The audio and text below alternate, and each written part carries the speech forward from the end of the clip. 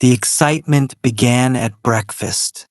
William descended slightly late, and, after receiving his parents' reproaches with an air of weary boredom, ate his porridge listlessly.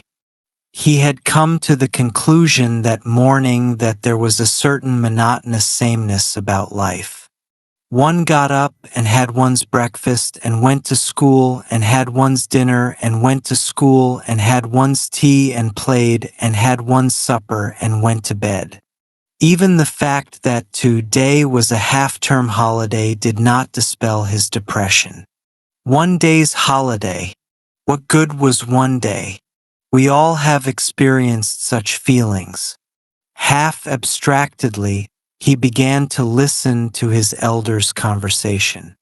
They promised to be here by 9, his mother was saying. I do hope they won't be late. Well, it's not much good their coming if the other house isn't ready, is it? Said William's grown-up sister Ethel. I don't believe they've even finished painting. I'm so sorry it's William's half-term holiday, sighed Mrs. Brown. He'll be frightfully in the way. William's outlook on life brightened considerably. They coming removing this morning? He inquired cheerfully. Yes. Dio, try not to hinder them, William. Me? He said indignantly. I'm going to help. If William's going to help, remarked his father. Thank heaven I shan't be here. Your assistance, William, always seems to be even more devastating in its results than your opposition. William smiled politely. Sarcasm was always wasted on William. Well, he said, rising from the table, I'd better go and be getting ready to help. 10 minutes later, Mrs. Brown, coming out of the kitchen from her interview with the cook, found to her amazement that the steps of the front door were covered with small ornaments. As she stood staring, William appeared from the drawing room, staggering under the weight of a priceless little statuette that had been the property of Mr. Brown's great-grandfather. William, she gasped, I'm getting all the little things ready for them just to carry straight down. If I put everything on the steps, they don't need come into the house at all. You said you didn't want them tramping in dirty boots. It took a quarter of an hour to replace them. Over the fragments of a blue bowl, Mrs. Brown sighed deeply. I wish you'd broken anything but this, William. Well, he excused himself. You said things do get broken removing. You said so yourself. I didn't break it on purpose. It just got broken removing. At this point, the removers arrived. There were 3 of them. One was very fat and jovial, and one was thin and harassed-looking, and a third wore a sheepish smile and walked with a slightly unsteady gait. They made profuse apologies for their lateness. You'd better begin with the dining room, said Mrs. Brown. Will you pack the china first? William, get out of the way. She left them packing, assisted by William. William carried the things to them from the sideboard cupboards. What's your names? He asked, as he stumbled over a glass bowl that he had inadvertently left on the hearth rug. His progress was further delayed while he conscientiously picked up the fragments. Things do get broken removing, he murmured. Mine is Mr. Blake, and his is Mr. Johnson, and his is Mr. Jones. Which is Mr. Jones? The one that walks funny? They shook with great laughter, so much so that a china cream jug slipped from Mr. Blake's fingers and lay in innumerable pieces round his boot. He kicked it carelessly aside. Yes, he said, bending anew to his task. Him what walks funny. Why's he walk funny? Persisted William. Has he hurt his legs? Yes, said Blake with a wink. He hurt them at the Blue Cow coming here. Mr. Jones' sheepish smile broadened into a laugh. Well, you rest, said William sympathetically. You lie down on the sofa and rest. I'll help, so's you needn't do anything. Mr. Jones grew hilarious. Come on, he said. My eye, this young gent's all right, he is. You lie down and rest, he says. Well, here goes. To the huge delight of his companions, he stretched himself at length upon the Chesterfield and closed his eyes. William surveyed him with pleasure. That's right, he said. I'll show you my dog when your legs are better. I've got a fine dog. What sort of a dog? Said Mr. Blake, resting from his labors to ask the question. He's no particular sort of a dog, said William honestly, but he's a jolly fine dog. You should see him do tricks. Well, let's have a look at him. Fetch him Art. William, highly delighted, complied, and Jumble showed off his best tricks to an appreciative audience of two. Mr. Jones had already succumbed to the drowsiness that had long been creeping over him and was lying dead to the world on the Chesterfield. Jumble begged for a biscuit. He walked because William's hand firmly imprisoned his front ones. On his hind legs, he leapt over William's arm. He leapt into the very center of an old Venetian glass that was on the floor by the packing case and cut his foot slightly on a piece of it, but fortunately suffered no ill effects. William saw consternation on Mr. Johnson's face and hastened to gather the pieces and fling them lightly into the waste paper basket. It's all right, he said soothingly. She said things get broken removing. When Mrs. Brown entered the room 10 minutes later, Mr. Jones was still asleep, Jumble was still performing, and Mr. Blake and Johnson were standing in negligent attitudes against the wall appraising the eager Jumble with sportsmanlike eyes. He's no breed, Mr. Blake was saying, but he's all right. I'd like to see him after a rat. I bet he'd. Seeing Mrs. Brown, he hastily seized a vase from the mantelpiece and carried it over to the packing case, where he appeared suddenly to be working against time. Mr. Johnson followed his example.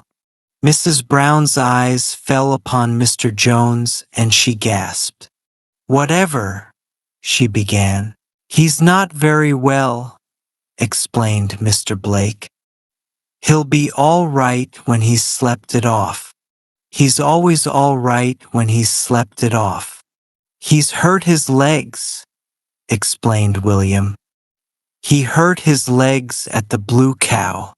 He's just resting. Mrs. Brown swallowed and counted 20 to herself. It was a practice she had acquired in her youth for use in times when words crowded upon her too thick and fast for utterance. At last she spoke with unusual bitterness. Need he rest with his muddy boots on my Chesterfield? At this point Mr. Jones awoke from sleep, hypnotized out of it by her cold eye. He was profuse in his apologies. He believed he had fainted. He had had a bad headache brought on probably by exposure to the early morning sun. He felt much better after his faint. He regretted having fainted on to the ladies' sofa. He partially brushed off the traces of his dirty boots with an equally dirty hand. You've done nothing in this room, said Mrs. Brown. We shall never get finished. William, come away. I'm sure you're hindering them. Me? Said William in righteous indignation. Me? I'm helping.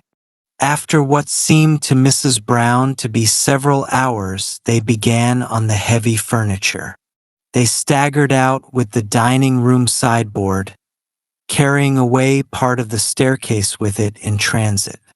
Mrs. Brown, with a pale face, saw her beloved antique cabinet in pieces against the doorpost, and watched her favorite collapsible card table perform a thorough and permanent collapse. Even the hat stand from the hall was devoid of some pegs when it finally reached the van. "This is simply breaking my heart," moaned Mrs. Brown. "Where's William?" said Ethel gloomily, looking round. "I don't know. He disappeared a few minutes ago. I don't know where he is. I only hope he'll stay there." The removers now proceeded to the drawing room and prepared to take out the piano. They tried it every way. The first way took a piece out of the doorpost, the second made a dent 2 inches deep in the piano, the third knocked over the grandfather clock, which fell with a resounding crash, breaking its glass, and incidentally a tall china plant stand that happened to be in its line of descent. Mrs. Brown sat down and covered her face with her hands. "It's like some dreadful nightmare," she groaned. Mr. Blake, Johnson and Jones paused to wipe the sweat of honest toil from their brows. "I don't know how it's to be got out," said Mr. Blake despairingly.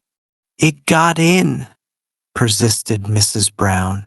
"If it got in, it can get out." "We'll have another try," said Mr. Blake with the air of a hero leading a forlorn hope. "Come on, mites." This time was successful, and the piano passed safely into the hall, leaving in its wake only a dislocated door handle and a torn chair cover. It then passed slowly and devastatingly down the hall and drive. The next difficulty was to get it into the van. Mr. Blake, Johnson, and Jones tried alone and failed. For 10 minutes they tried alone and failed. Between each attempt they paused to mop their brows and throw longing glances towards the Blue Cow, whose signboard was visible down the road. The gardener, the cook, the housemaid, and Ethel all gave their assistance, and at last, with a superhuman effort, they raised it to the van. They then all rested weakly against the nearest support and gasped for breath. "Well," said Mr. Jones, looking reproachfully at the mistress of the house, "I've never handled a piano." At this moment a well-known voice was heard in the recesses of the van, behind the piano and sideboard and hat stand. "Hey, let me out. What you've gone blocking up the van for? I cannot get out." There was a horror-stricken silence. Then Ethel said sharply, "What did you go in for?" The mysterious voice came again with a note of irritability. "Well, I was resting. I must have some rest, mustn't I? I've been helping all morning." "Well, couldn't you see we were putting things in?" The unseen presence spoke again. "No, I cannot. I wasn't looking." "You cannot get out, William," said Mrs. Brown desperately. "We cannot move everything again. You must just stop there till it's unpacked. We'll try to push your lunch into you." There was determination in the voice that answered, "I want to get out. I'm going to get out." There came tumultuous sounds, the sound of the ripping of some material, of the smashing of glass, and of William's voice softly ejaculating, "Crumbs! That old-looking glass getting in the way." "You'd better take out the piano again," said Mrs. Brown wanly. "It's the only thing to do." With straining and efforts and groans and a certain amount of destruction, the piano was eventually lowered again to the ground. Then the sideboard and hat stand were moved to one side, and finally there emerged from the struggle William and Jumble. Jumble's coat was covered with little pieces of horsehair, as though from the interior of a chair. William's jersey was torn from shoulder to hem. He looked stern and indignant. "A nice thing to do," he began bitterly. "Shutting me up in that old van. How'd you expect me to breathe? Shut in with old bits of furniture. Folks cannot live without air, can they? A nice thing if you'd found me dead." Emotion had deprived his audience of speech for the time being. With a certain amount of dignity, he walked past them into the house, followed by Jumble. It took another quarter of an hour to replace the piano. As they were making the final effort, William came out of the house. "Here, I'll help," he said, and laid a finger on the side. His presence rather hindered their efforts, but they succeeded in spite of it. William, however, was under the impression that his strength alone had wrought the miracle. He put on an outrageous swagger. "I'm jolly strong," he confided to Mr. Blake. "I'm stronger than most folk." Here the removers decided that it was time for their midday meal and retired to consume it in the shady back garden. All except Mr. Jones, who said he would go down the road for a drink of lemonade. William said that there was lemonade in the larder and offered to fetch it, but Mr. Jones said hastily that he wanted a special sort. He had to be very particular what sort of lemonade he drank. Mrs. Brown and Ethel sat down to a scratch meal in the library. William followed his two new friends wistfully into the garden. "William, come to lunch," called Mrs. Brown. "Oh, leave him alone, Mother," pleaded Ethel. "Let us have a little peace." But William did not absent himself for long. "I want a red handkerchief," he demanded loudly from the hall. There was no response. He appeared in the doorway. "I say, I want a red handkerchief. Have you got a red handkerchief, Mother?" "No, dear. Have you, Ethel?" "No." "All right," said William aggrievedly. "You needn't get mad. Need you? I'm only asking for a red handkerchief. I don't want a red handkerchief off you if you haven't got it. Do I? William, go away and shut the door." William obeyed. Peace reigned throughout the house and garden for the next half hour. Then Mrs. Brown's conscience began to prick her. "William must have something to eat, dear. Do go and find him." Ethel went out to the back garden. A scene of happy restfulness met her gaze. Mr. Blake reclined against one tree consuming bread and cheese, while a red handkerchief covered his knees. Mr. Johnson reclined against another tree, also consuming bread and cheese, while a red handkerchief covered his knees. William leant against a third tree consuming a little heap of scraps collected from the larder, while on his knees also reposed what was apparently a red handkerchief. Jumble sat in the middle catching with Nimble, snapping jaws dainties flung to him from time to time by his circle of admirers. Ethel advanced nearer and inspected William's red handkerchief with dawning horror in her face. Then she gave a scream. "William, that's my silk scarf. It was for a hat. I've only just bought it. Oh, Mother, do something to William. He's taken my new silk scarf. He's the most awful boy. I don't think. Mrs. Brown came out hastily to pacify her.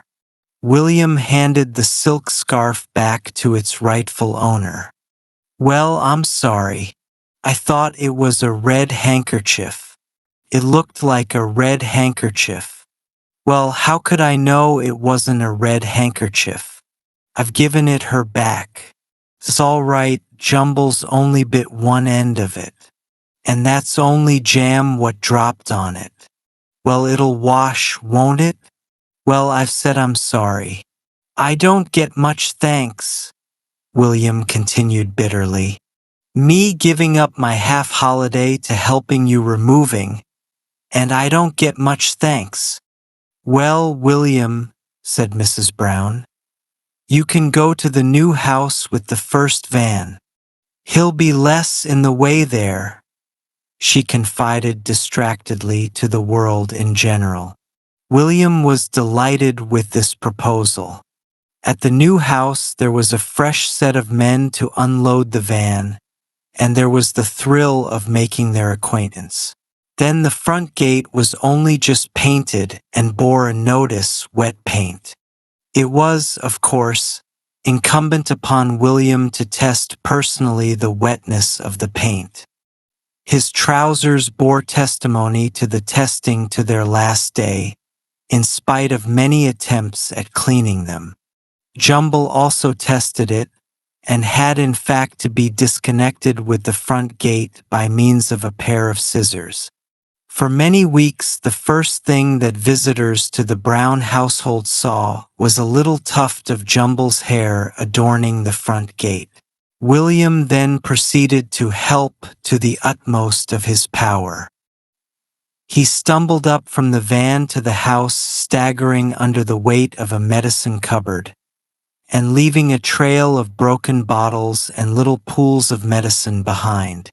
Jumble sampled many of the latter and became somewhat thoughtful. It was found that the door of a small bedroom at the top of the stairs was locked, and this fact, added to Mr. Jones' failure to return from his lemonade, rather impeded the progress of the unpackers. "Break it open," suggested one. "Better not. Perhaps the key's inside," suggested another brightly. William had one of his brilliant ideas. "Tell you what I'll do," he said eagerly and importantly. "I'll climb up to the roof and get down the chimney and open it from the inside." They greeted the proposal with laughter. They did not know William. It was growing dusk when Mrs. Brown and Ethel and the second van load appeared. "What is that on the gate?" said Ethel, stooping to examine the part of Jumble's coat that brightened up the dullness of the black paint. "It's that dog," she said. Then came a ghost-like cry, apparently from the heavens. "Mother!" Mrs. Brown raised a startled face to the skies. There seemed to be nothing in the skies that could have addressed her. Then she suddenly saw a small face peering down over the coping of the roof. It was a face that was very frightened, under a superficial covering of soot. It was William's face. "I cannot get down," it said hoarsely. Mrs. Brown's heart stood still. "Stay where you are, William," she said faintly. "Don't move." The entire staff of removers was summoned. A ladder was borrowed from a neighboring garden and found to be too short. Another was fetched and fastened to it. William, at his dizzy height, was growing irritable. "I cannot stay up here forever," he said severely. At last he was rescued by his friend Mr. Blake and brought down to safety. His account was confused. "I wanted to help. I wanted to open that door for them, so I climbed up by the kitchen roof and the ivy and the drain pipe, and I tried to get down the chimney. I didn't know which one it was, but I tried them all and they were all too little, and I tried to get down by the ivy again, but I couldn't, so I waited till you came and hollered out. I wasn't scared, he said, fixing them with a stern eye. I wasn't scared a bit. I just wanted to get down. And this old black chimney stuff tastes beastly. No, I'm all right, he ended in answer to tender inquiries. I'll go on helping. He was with difficulty persuaded to retire to bed at a slightly earlier hour than usual. Well, he confessed, I'm a bit tired with helping all day. Soon after he had gone, Mr. Brown and Robert arrived. And how have things gone today? Said Mr. Brown cheerfully. Thank heaven William goes to school tomorrow, said Ethel devoutly. Upstairs in his room, William was studying himself in the glass. Torn jersey, paint-stained trousers, blackened face. Well, he said with a deep sigh of satisfaction, I guess I've jolly well helped today. William's family were going to the seaside for February. It was not an ideal month for the seaside, but William's father's doctor had ordered him a complete rest and change. We shall have to take William with us, you know, his wife had said as they discussed plans. Good heavens, groaned Mr. Brown. I thought it was to be a rest cure. Yes, but you know what he is, his wife urged. I daren't leave him with anyone, certainly not with Ethel. We shall have to take them both. Ethel will help with him. Ethel was William's grown-up sister. All right, agreed her husband finally. You can take all responsibility. I formally disown him from now till we get back. I don't care what trouble he lands you in. You know what he is, and you deliberately take him away with me on a rest cure. It cannot be helped, dear, said his wife mildly. William was thrilled by the news. It was several years since he had been at the seaside. Will I be able to go swimming? It won't be too cold. Well, if I wrap up warm, will I be able to go swimming? Can I catch fishes? Are there lots of smugglers smuggling there? Well, I'm only asking, you needn't get mad. One afternoon, Mrs. Brown missed her best silver tray and searched the house high and low for it wildly, while dark suspicions of each servant in turn arose in her usually unsuspicious breast. It was finally discovered in the garden. William had dug a large hole in one of the garden beds. Into the bottom of this he had fitted the tray and had lined the sides with bricks. He had then filled it with water, and taking off his shoes and stockings, stepped up and down his narrow pool. He was distinctly aggrieved by Mrs. Brown's reproaches. Well, I was practicing paddling, ready for going to the seaside. I didn't mean to ruin your tray. You talk as if I meant to ruin your tray. I was only practicing paddling. At last the day of departure arrived. William was instructed to put his things ready on his bed, and his mother would then come and pack for him. He summoned her proudly down the stairs after about 20 minutes.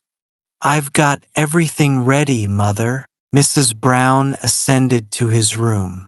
Upon his bed was a large pop gun, a football, a mouse in a cage, a punch ball on a stand, a large box of unusual things, and a deer skin which was his dearest possession and had been presented to him by an uncle from South Africa. Mrs. Brown sat down weakly on a chair. You cannot possibly take any of these things, she said faintly but firmly. Well, you said put my things on the bed for you to pack, and I've put them on the bed. And now you say, I meant clothes. Oh, clothes. scornfully. I never thought of clothes. Well, you cannot take any of these things anyway. William hastily began to defend his collection of treasures. I must have the pop gun 'cause you never know. There may be pirates and smugglers down there, and you can kill a man with a pop gun if you get near enough and know the right place, and I might need it. And I must have the football to play on the sands with and the punch ball to practice boxing on, and I must have the mouse, 'cause to feed him, and I must have this box of things and this skin to show to folks I meet down at the seaside, 'cause they're interesting. But Mrs. Brown was firm, and William reluctantly yielded. In a moment of weakness, finding that his trunk was only 3/4 filled by his things, she slipped in his beloved deer skin, while William himself put the pop gun inside when no one was looking. They had been unable to obtain a furnished house, so had to be content with a boarding house. Mr. Brown was eloquent on the subject. If you're deliberately turning that child loose into a boarding house full, presumably, of quiet, inoffensive people, you deserve all you get. It's nothing to do with me. I'm going to have a rest cure. I've disowned him. He can do as he likes. It cannot be helped, dear, said Mrs. Brown mildly. Mr. Brown had engaged one of the huts on the beach chiefly for William's use, and William proudly furnished its floor with the deer skin. It was killed by my uncle, he announced to the small crowd of children at the door who had watched with interest his painstaking measuring of the floor in order to place his treasure in the exact center. He killed it dead, just like this. William had never heard the story of the death of the buck, and therefore had invented one in which he had gradually come to confuse himself with his uncle in the role of hero. It was walking about and he met it. I hadn't got no gun, and it sprung at me and I caught hold of its neck with one hand and I broke off its horns with the other, and I knocked it over. And it got up and ran at him again, and I just tripped it up with my foot and it fell over again, and then I just give it one big hit with my fist right on its head, and it killed it and it died. There was an incredulous gasp. Then there came a clear, high voice from behind the crowd. Little boy, you are not telling the truth. William looked up into a thin, spectacled face. I wasn't telling it to you, he remarked, wholly unconcerned. A little girl with dark curls spoke quite needlessly in William's defense. He's a very brave boy to do all that, she said indignantly. So don't you go saying things to him. Well, said William, flattered but modest. I didn't say I did it, did I? I said my uncle, well, partly my uncle. Mr. Percival Jones looked down at him in righteous wrath.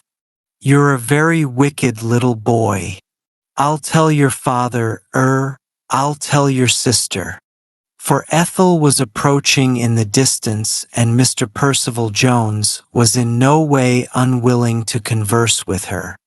Mr. Percival Jones was a thin, pale, aesthetic would-be poet who lived and thrived on the admiration of the elderly ladies of his boarding house, and had done so for the past 10 years. Once he had published a volume of poems at his own expense. He lived at the same boarding house as the Browns, and had seen Ethel in the distance to meals. He had admired the red lights in her dark hair and the blue of her eyes, and had even gone so far as to wonder whether she possessed the solid and enduring qualities which he would require of one whom in his mind he referred to as his future spouse. He began to walk down the beach with her. I should like to speak to you, about your brother, Miss Brown, he began. If you can spare me the time, of course. I trust one do not intrude or presume. He is a charming little man, but I fear, not truthful. May I accompany you a little on your way? I am, much attracted to your, family. I, should like to know. You all better. I am, deeply attached to your, little brother, but grieved to find that he does not, adhere to the truth in his statements. Miss Brown's blue eyes were dancing with merriment. Oh, don't you worry about William, she said. He's awful. It's much best just to leave him alone. Isn't the sea gorgeous today? They walked along the sands. Meanwhile, William had invited his small defender into his hut. You can look round, he said graciously. You've seen my skin, what he killed, haven't you? This is my gun. You put a cork in there and it comes out hard when you shoot it. It would kill anyone impressively if you did it near enough to them and at the right place. And I've got a mouse and a punch ball and a box of things and a football, but they wouldn't let me bring them, bitterly. It's a lovely skin, said the little girl. What's your name? William. What's yours? Peggy. Well, let's be on a desert island, shall we? And nothing to eat nor anything, shall we? Come on. She nodded eagerly. How lovely! They wandered out onto the promenade, and among a large crowd of passers, bemoaned the lonely emptiness of the island and scanned the horizon for a sail. In the far distance on the cliffs could be seen the figures of Mr. Percival Jones and William's sister, walking slowly away from the town. At last they turned towards the hut. We must find something to eat, said William firmly. We cannot let ourselves starve to death. Shrimps? Suggested Peggy cheerfully. We haven't got nets, said William. We couldn't save them from the wreck. Shellfish? There aren't any on this island. I know. Seaweed. And we'll cook it. Oh, how lovely! He gathered up a handful of seaweed and they entered the hut, leaving a white handkerchief tied onto the door to attract the attention of any passing ship. The hut was provided with a gas ring, and William, disregarding his family's express injunction, lit this and put on a saucepan filled with water and seaweed. We'll pretend it's a wood fire, he said. We couldn't make a real wood fire out on the prom. They'd stop us. So we'll pretend this is. And we'll pretend we saved a saucepan from the wreck. After a few minutes, he took off the pan and drew out a long green strand. You eat it first, he said politely. The smell of it was not pleasant. Peggy drew back. Oh, no, you first. No, you, said William nobly. You look hungrier than me. She bit off a piece, chewed it, shut her eyes and swallowed. Now you, she said with a shade of vindictiveness in her voice. You're not going to not have any. William took a mouthful and shivered. I think it's gone bad, he said critically. Peggy's rosy face had paled. I'm going home, she said suddenly. You cannot go home on a desert island, said William severely. Well, I'm going to be rescued then, she said. I think I am too, said William. It was lunchtime when William arrived at the boarding house. Mr. Percival Jones had moved his place so as to be nearer Ethel. He was now convinced that she was possessed of every virtue his future spouse could need. He conversed brightly and incessantly during the meal. Mr. Brown grew restless. "The man will drive me mad," he said afterwards. "Chattering away. What's he chattering about anyway? Cannot you stop him chattering? Ethel, you seem to have influence. Chatter, chatter, chatter. Good Lord! And me here for a rest cure." At this point, he was summoned to the telephone and returned distraught. "It's an unknown female," he said. "She says that a boy of the name of William from this boarding house has made her little girl sick by forcing her to eat seaweed. She says it's brutal. Does anyone know I'm here for a rest cure? Where is the boy? Good heavens! Where is the boy?" But William, like Peggy, had retired from the world for a space. He returned later on in the afternoon, looking pale and subdued. He bore the reproaches of his family in stately silence. Mr. Percival Jones was in great evidence in the drawing room. "And soon the spring will be with us once more," he was saying in his high-pitched voice as he leant back in his chair and joined the tips of his fingers together. "The spring, the spring. I have a little effort composed on the coming of spring will read to you sometime if you will be kind enough to criticize impartially." "Criticize," they chorused. "It will be above criticism." "Oh, do read it to us, Mr. Jones."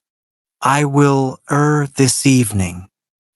His eyes wandered to the door, hoping and longing for his beloved's entrance.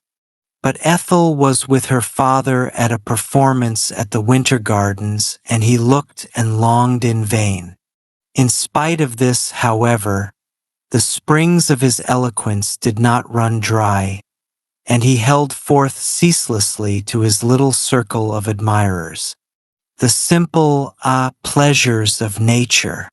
How few of us, alas, have the gift of appreciating them rightly. This little seaside hamlet with its sea, its promenade, its winter gardens. How beautiful it is. How few appreciate it rightly. Here William entered and Mr. Percival Jones broke off abruptly. He disliked William. "Ah, here comes our little friend. He looks pale. Remorse, my young friend? Beware of untruthfulness. Beware of the beginnings of a life of lies and deception." He laid a hand on William's head and cold shivers ran down William's spine. "Be good, sweet child, and let who will be clever, as the poet says." There was murder in William's heart. At that minute Ethel entered. "No," she snapped. "I sat next a man who smelt of bad tobacco. I hate men who smoke bad tobacco." Mr. Jones assumed an expression of intense piety. "I may boast," he said, "that I have never thus soiled my lips with drink or smoke." There was an approving murmur from the occupants of the drawing room. William had met his father in the passage outside the drawing room. Mr. Brown was wearing a hunted expression. "Can I go into the drawing room?" he said bitterly. "Or is he chattering away in there?" They listened. From the drawing room came the sound of a high-pitched voice. Mr. Brown groaned. "Good Lord," he moaned.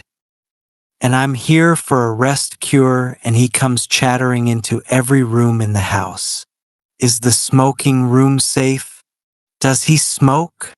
Mr. Percival Jones was feeling slightly troubled in his usually peaceful conscience. He could honestly say that he had never smoked. He could honestly say that he had never drank. But in his bedroom reposed 2 bottles of brandy, purchased at the advice of an aunt in case of emergencies. In his bedroom also was a box of cigars that he had bought for a cousin's birthday gift, but which his conscience had finally forbidden to present. He decided to consign these 2 emblems of vice to the waves that very evening. Meanwhile, William had returned to the hut and was composing a tale of smugglers by the light of a candle. He was much intrigued by his subject. He wrote fast in an illegible hand in great sloping lines, his brows frowning, his tongue protruding from his mouth as it always did in moments of mental strain. His sympathies wavered between the smugglers and the representatives of law and order. His spelling was the despair of his teachers. "Ho!" says Dick Savage, he wrote.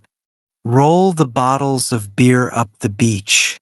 Fill your pockets with the tobacco from the boat. Quick, now. We are observed." He looked round in the darkness. In less time than what it takes to write this, he was surrounded by policemen and stood, proud and defiant, in the light of their electric torches. "Surrender!" cried one, holding a gun at his brain and a drawn sword at his heart. "Surrender or die." "Never," said Dick Savage, throwing back his head, proud and defiant. "Never. Do to me what you will, you dirty dogs. I will never surrender. Sooner will I die." One cruel brute hit him a blow on the lips and he sprang back, snarling with rage. In less time than what it takes to write this, he had sprung at his torturer's throat and his teeth met in one mighty bite. His torturer dropped dead and lifeless at his feet. "Ho!" cried Dick Savage, throwing back his head, proud and defiant again. "So dies any of you what insults my proud manhood. I will meet my teeth in your throats." For a minute they stood trembling. Then one, bolder than the rest, leapt forward and tied Dick Savage's hands with rope behind his back. Another took from his pockets bottles of beer and tobacco in large quantities. "Ho!" they shouted. "Ho! Dick Savage the smuggler caught at last." Dick Savage gave one proud and defiant laugh, and, bringing his tied hands over his head, he bit the rope with one mighty bite. "Ho! Ho!" he cried, throwing back his proud head. "Ho! Ho! You dirty dogs!" Then, drinking a large bottle of poison he had concealed in his shirt, he fell dead and lifeless at their feet. There was a timid knock at the door and William, scowling impatiently, rose to open it. "What d'you want?" he said curtly. A little voice answered from the dusk. "It's me, Peggy. I've come to see how you are, William. They don't know I've come. I was awful sick after that seaweed this morning, William." William looked at her with a superior frown. "Go away," he said. "I'm busy." "What you doing?" she said, poking her little curly head into the doorway. "I'm writing a tale." She clasped her hands. "Oh, how lovely. Oh, William, do read it to me. I'd love it." He opened the door and she took her seat on his deer skin on the floor, and William sat by the candle, clearing his throat for a minute before he began. During the reading, she never took her eyes off him. At the end, she drew a deep breath. "Oh, William, it's beautiful. William, are there smugglers now?" "Oh, yes, millions," he said carelessly. "Here? Of course there are." She went to the door and looked out at the dusk. "I'd love to see one. What do they smuggle, William?" He came and joined her at the door, walking with a slight swagger as became a man of literary fame. "Oh, beer and cigars and things. Millions of them." A furtive figure was passing the door, casting suspicious glances to left and right. He held his coat tightly round him, clasping something inside it. "I expect that's one," said William casually. They watched the figure out of sight. Suddenly William's eyes shone. "Let's stalk him and catch him," he said excitedly. "Come on, let's take some weapons." He seized his pop gun from a corner. "You take," he looked round the room, "you take the wastepaper basket to put over his head and pin down his arms and something to tie him up. I know, the skin he shot in Africa. You can tie his paws in front of him. Come on, let's catch him smuggling." He stepped out boldly into the dusk with his pop gun, followed by the blindly obedient Peggy carrying the wastepaper basket in one hand and the skin in the other. Mr. Percival Jones was making quite a little ceremony of consigning his brandy and cigars to the waves.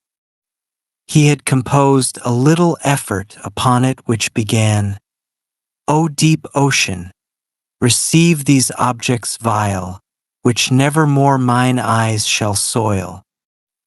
He went down to the edge of the sea and, taking a bottle in each hand, held them out at arm's length, while he began in his high-pitched voice, "O deep ocean, receive these." He stopped. A small boy stood beside him, holding out at him the point of what in the semi-darkness Mr. Jones took to be a loaded rifle. William mistook his action in holding out the bottles. "It's no good trying to drink it up," he said severely. "We've caught you smuggling."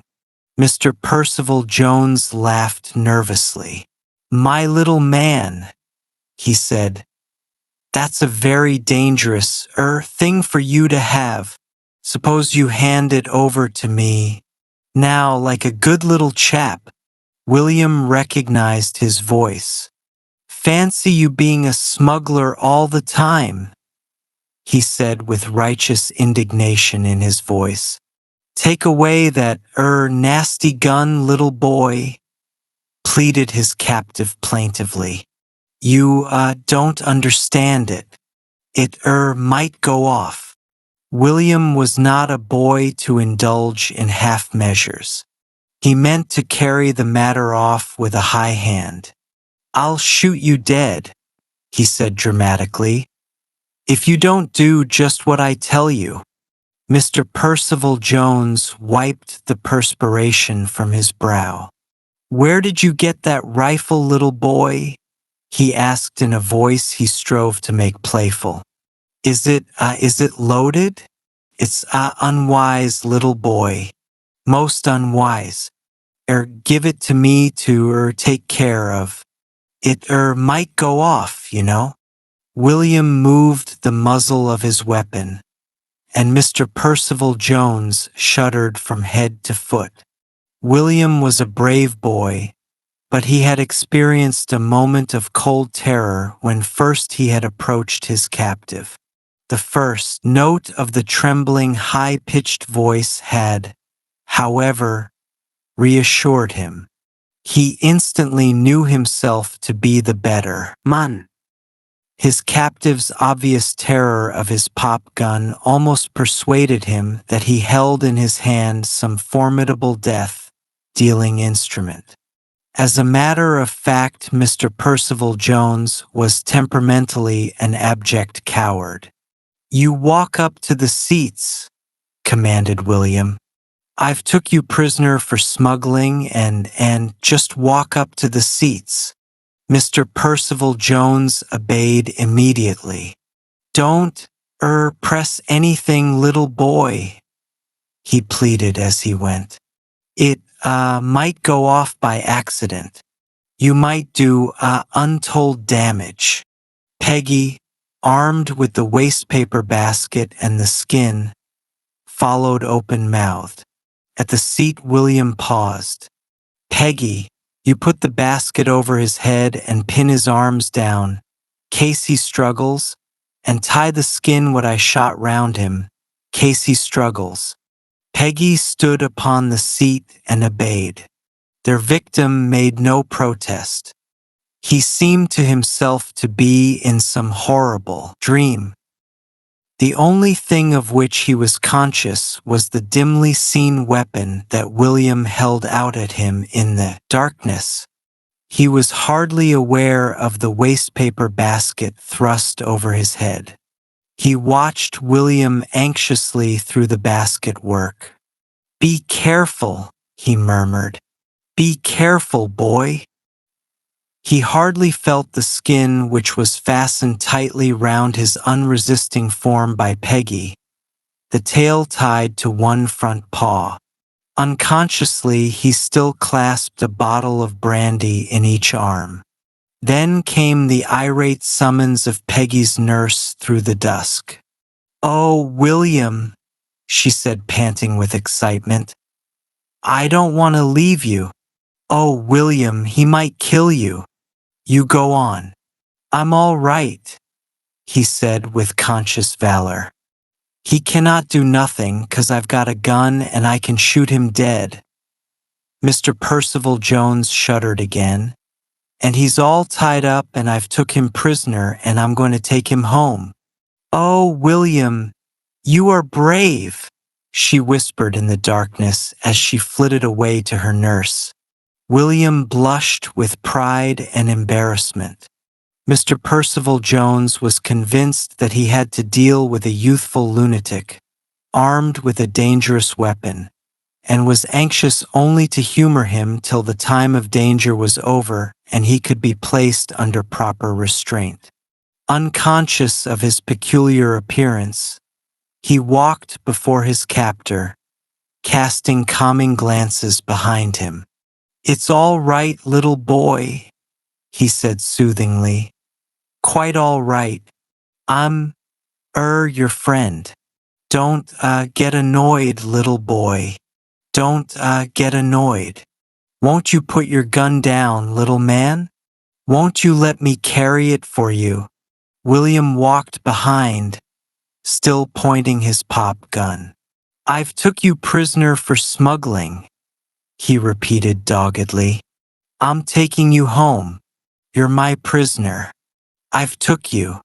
They met no one on the road, though Mr. Percival Jones threw longing glances around, ready to appeal to any passer-by for rescue. He was afraid to raise his voice in case it should rouse his youthful captor to murder.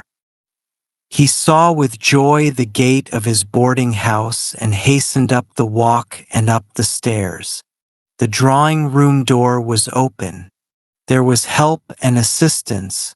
There was protection against this strange persecution. He entered, followed closely by William. It was about the time he had promised to read his little effort on the coming of spring to his circle of admirers. A group of elderly ladies sat round the fire awaiting him. Ethel was writing. They turned as he entered and a gasp of horror and incredulous dismay went up. It was that gasp that called him to a realization of the fact that he was wearing a wastepaper basket over his head and shoulders, and that an old fur rug was tied round his arms. "Mr. Jones!" they gasped. He gave a wrench to his shoulders and the rug fell to the floor, revealing a bottle of brandy clasped in either arm. "Mr. Jones!" they repeated. "I caught him smuggling," said William proudly. "I caught him smuggling beer by the sea, and he was drinking those 2 bottles he'd smuggled, and he had thousands and thousands of cigars all over him. And I caught him, and he's a smuggler, and I brought him up here with my gun. He's a smuggler, and I took him prisoner." Mr. Jones, red and angry, his hair awry, glared through the wickerwork of his basket. He moistened his lips. "This is an outrage," he said. Horrified elderly eyes stared at the incriminating bottles. "He was drinking them by the sea," said William. "Mr. Jones!" they chorused again.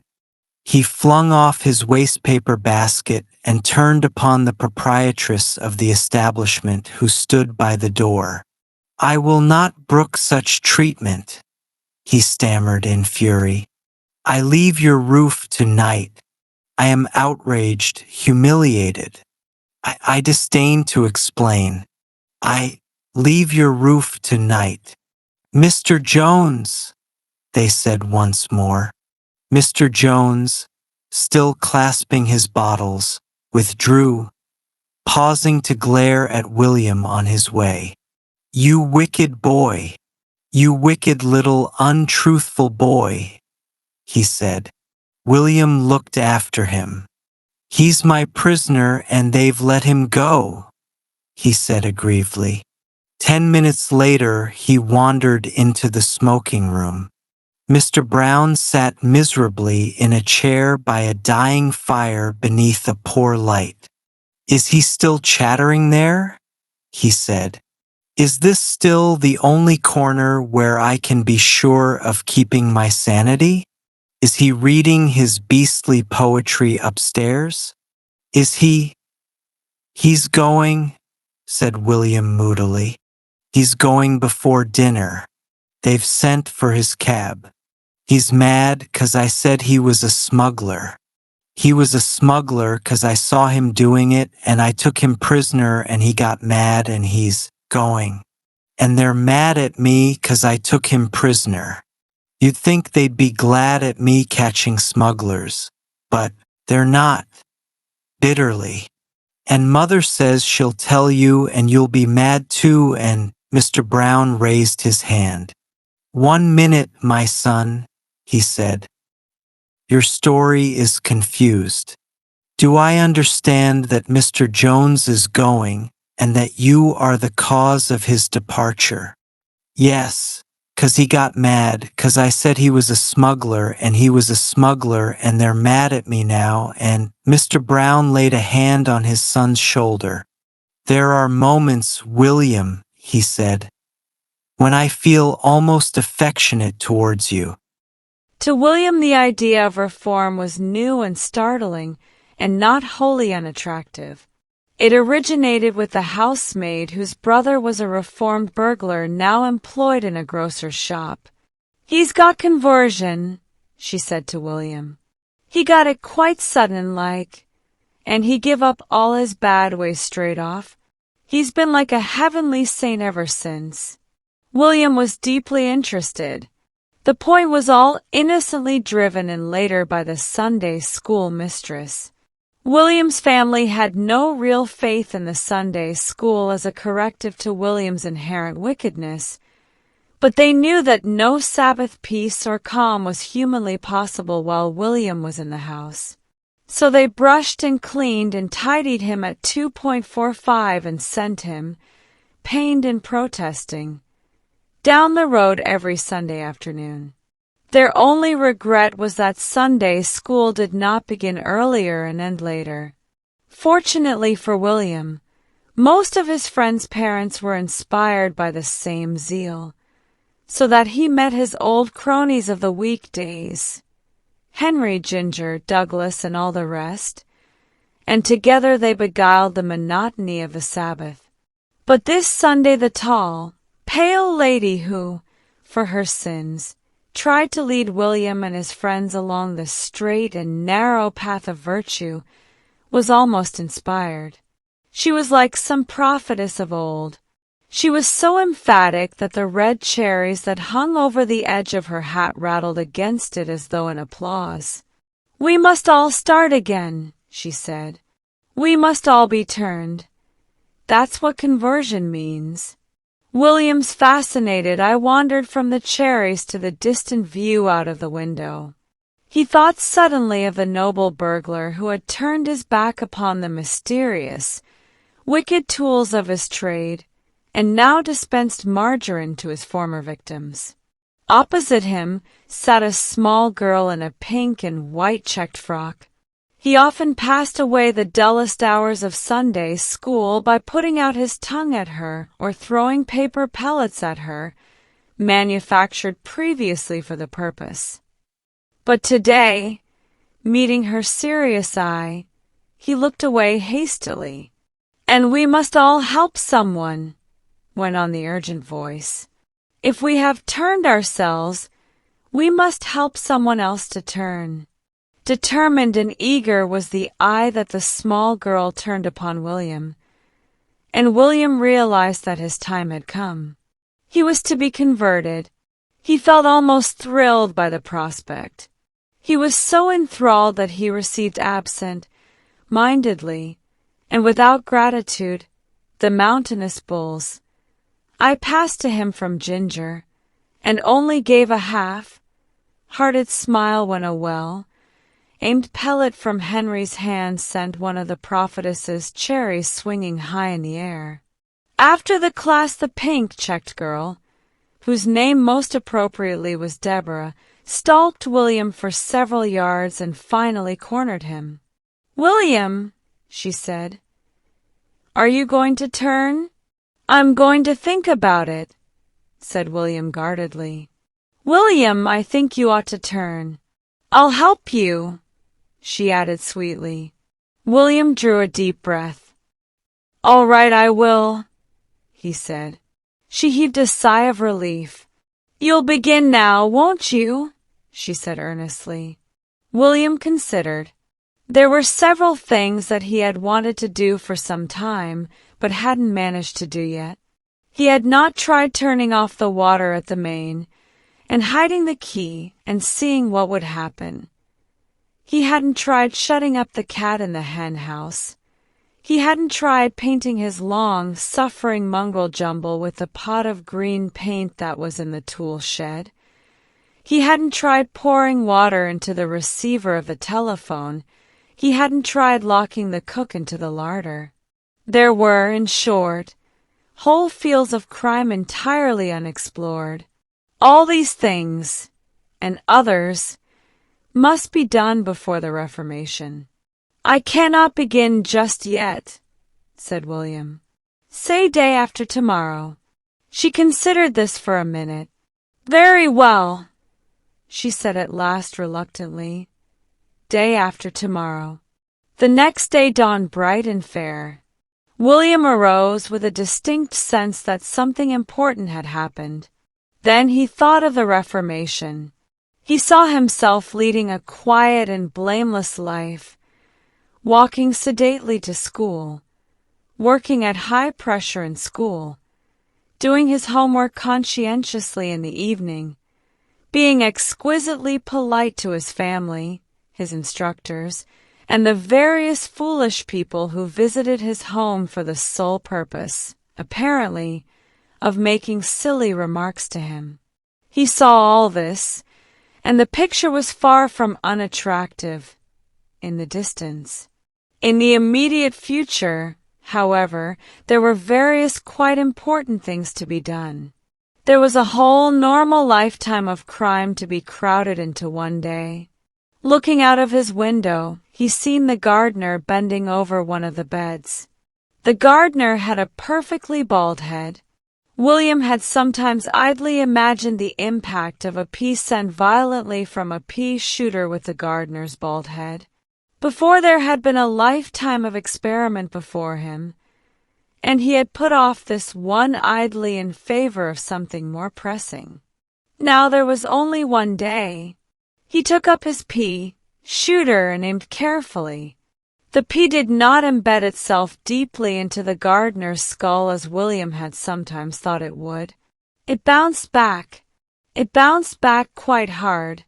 The gardener also bounced back with a yell of anger, shaking his fist at William's window. But William had discreetly retired. He hid the pea shooter, assumed his famous expression of innocence, and felt distinctly cheered. The question as to what exactly would happen when the pea met the baldness was now forever solved. The gardener retired grumbling to the potting shed, so, for the present, all was well. Later in the day the gardener might lay his formal complaint before authority, but later in the day was later in the day. It did not trouble William. He dressed briskly, and went down to breakfast with a frown of concentration upon his face. It was the last day of his old life. No one else was in the dining room. It was the work of a few minutes to remove the bacon from beneath the big metal cover and substitute the kitten, to put a tablespoonful of salt into the coffee, and to put a 2-days-old paper in place of that morning's. They were all things that he had at one time or another vaguely thought of doing, but for which he had never yet seemed to have time or opportunity. Warming to his subject, he removed the egg from under the egg cozy on his sister's plate, and placed in its stead a worm which had just appeared in the window, box in readiness for the early bird. He surveyed the scene with a deep sigh of satisfaction. The only drawback was that he felt that he could not safely stay to watch results. William possessed a true strategic instinct for the right moment for a retreat. Hearing, therefore, a heavy step on the stairs, he seized several pieces of toast and fled. As he fled, he heard through the open window violent sounds proceeding from the enraged kitten beneath the cover, and then the still more violent sounds proceeding from the unknown person who removed the cover. The kitten, a mass of fury and lust for revenge, came flying through the window. William hid behind a laurel bush till it had passed, then set off down the road. School, of course, was impossible. The precious hours of such a day as this could not be wasted in school. He went down the road, full of his noble purpose. The wickedness of a lifetime was somehow or other to be crowded into this day. Tomorrow it would all be impossible. Tomorrow began the blameless life. It must all be worked off today. He skirted the school by a field path in case any of those narrow souls paid to employ so aimlessly the precious hours of his youth might be there. They would certainly be tactless enough to question him as he passed the door. Then he joined the main road. The main road was empty except for a caravan gaily painted in red and yellow. It had little lace curtains at the window. It was altogether a most fascinating caravan. No one seemed to be near it. William looked through the windows. There was a kind of dresser with crockery hanging from it, a small table and a little oil stove. The further part was curtained off, but no sound came from it, so that it was presumably empty too. William wandered round to inspect the horse in front. It appeared to be a mule with a jaundiced view of life. It rolled a sad eye towards William, then with a deep sigh returned to its contemplation of the landscape. William gazed upon caravan and horse fascinated. Never, in his future life of noble merit, would he be able to annex a caravan. It was his last chance. No one was about. He could pretend that he had mistaken it for his own caravan, or had got onto it by mistake, or anything. Conscience stirred faintly in his breast, but he silenced it sternly. Conscience was to rule him for the rest of his life, and it could jolly well let him alone this day. With some difficulty, he climbed onto the driver's seat, took the reins, said "Gee up" to the melancholy mule, and the caravan with a jolt and faint rattle set out along the road. William did not know how to drive, but it did not seem to matter. The mule ambled along, and William, high up on the driver's seat, the reins held with ostentatious carelessness in one hand, the whip poised lightly in the other, was in the seventh heaven of bliss. He was driving a caravan. He was driving a caravan.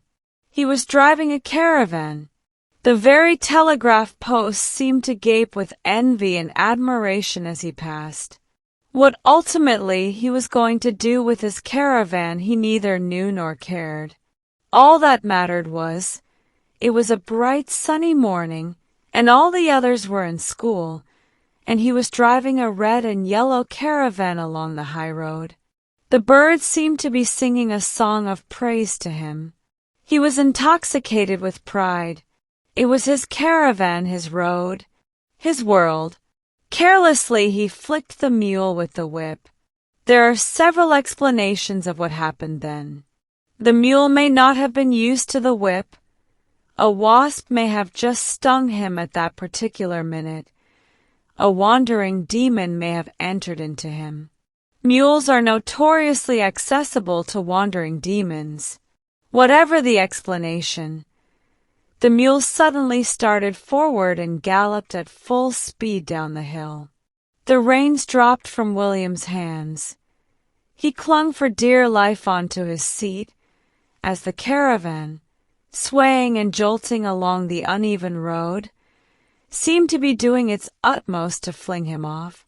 There came a rattle of crockery from within.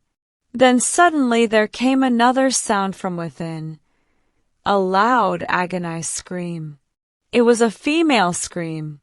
Someone who had been asleep behind the curtain had just awakened.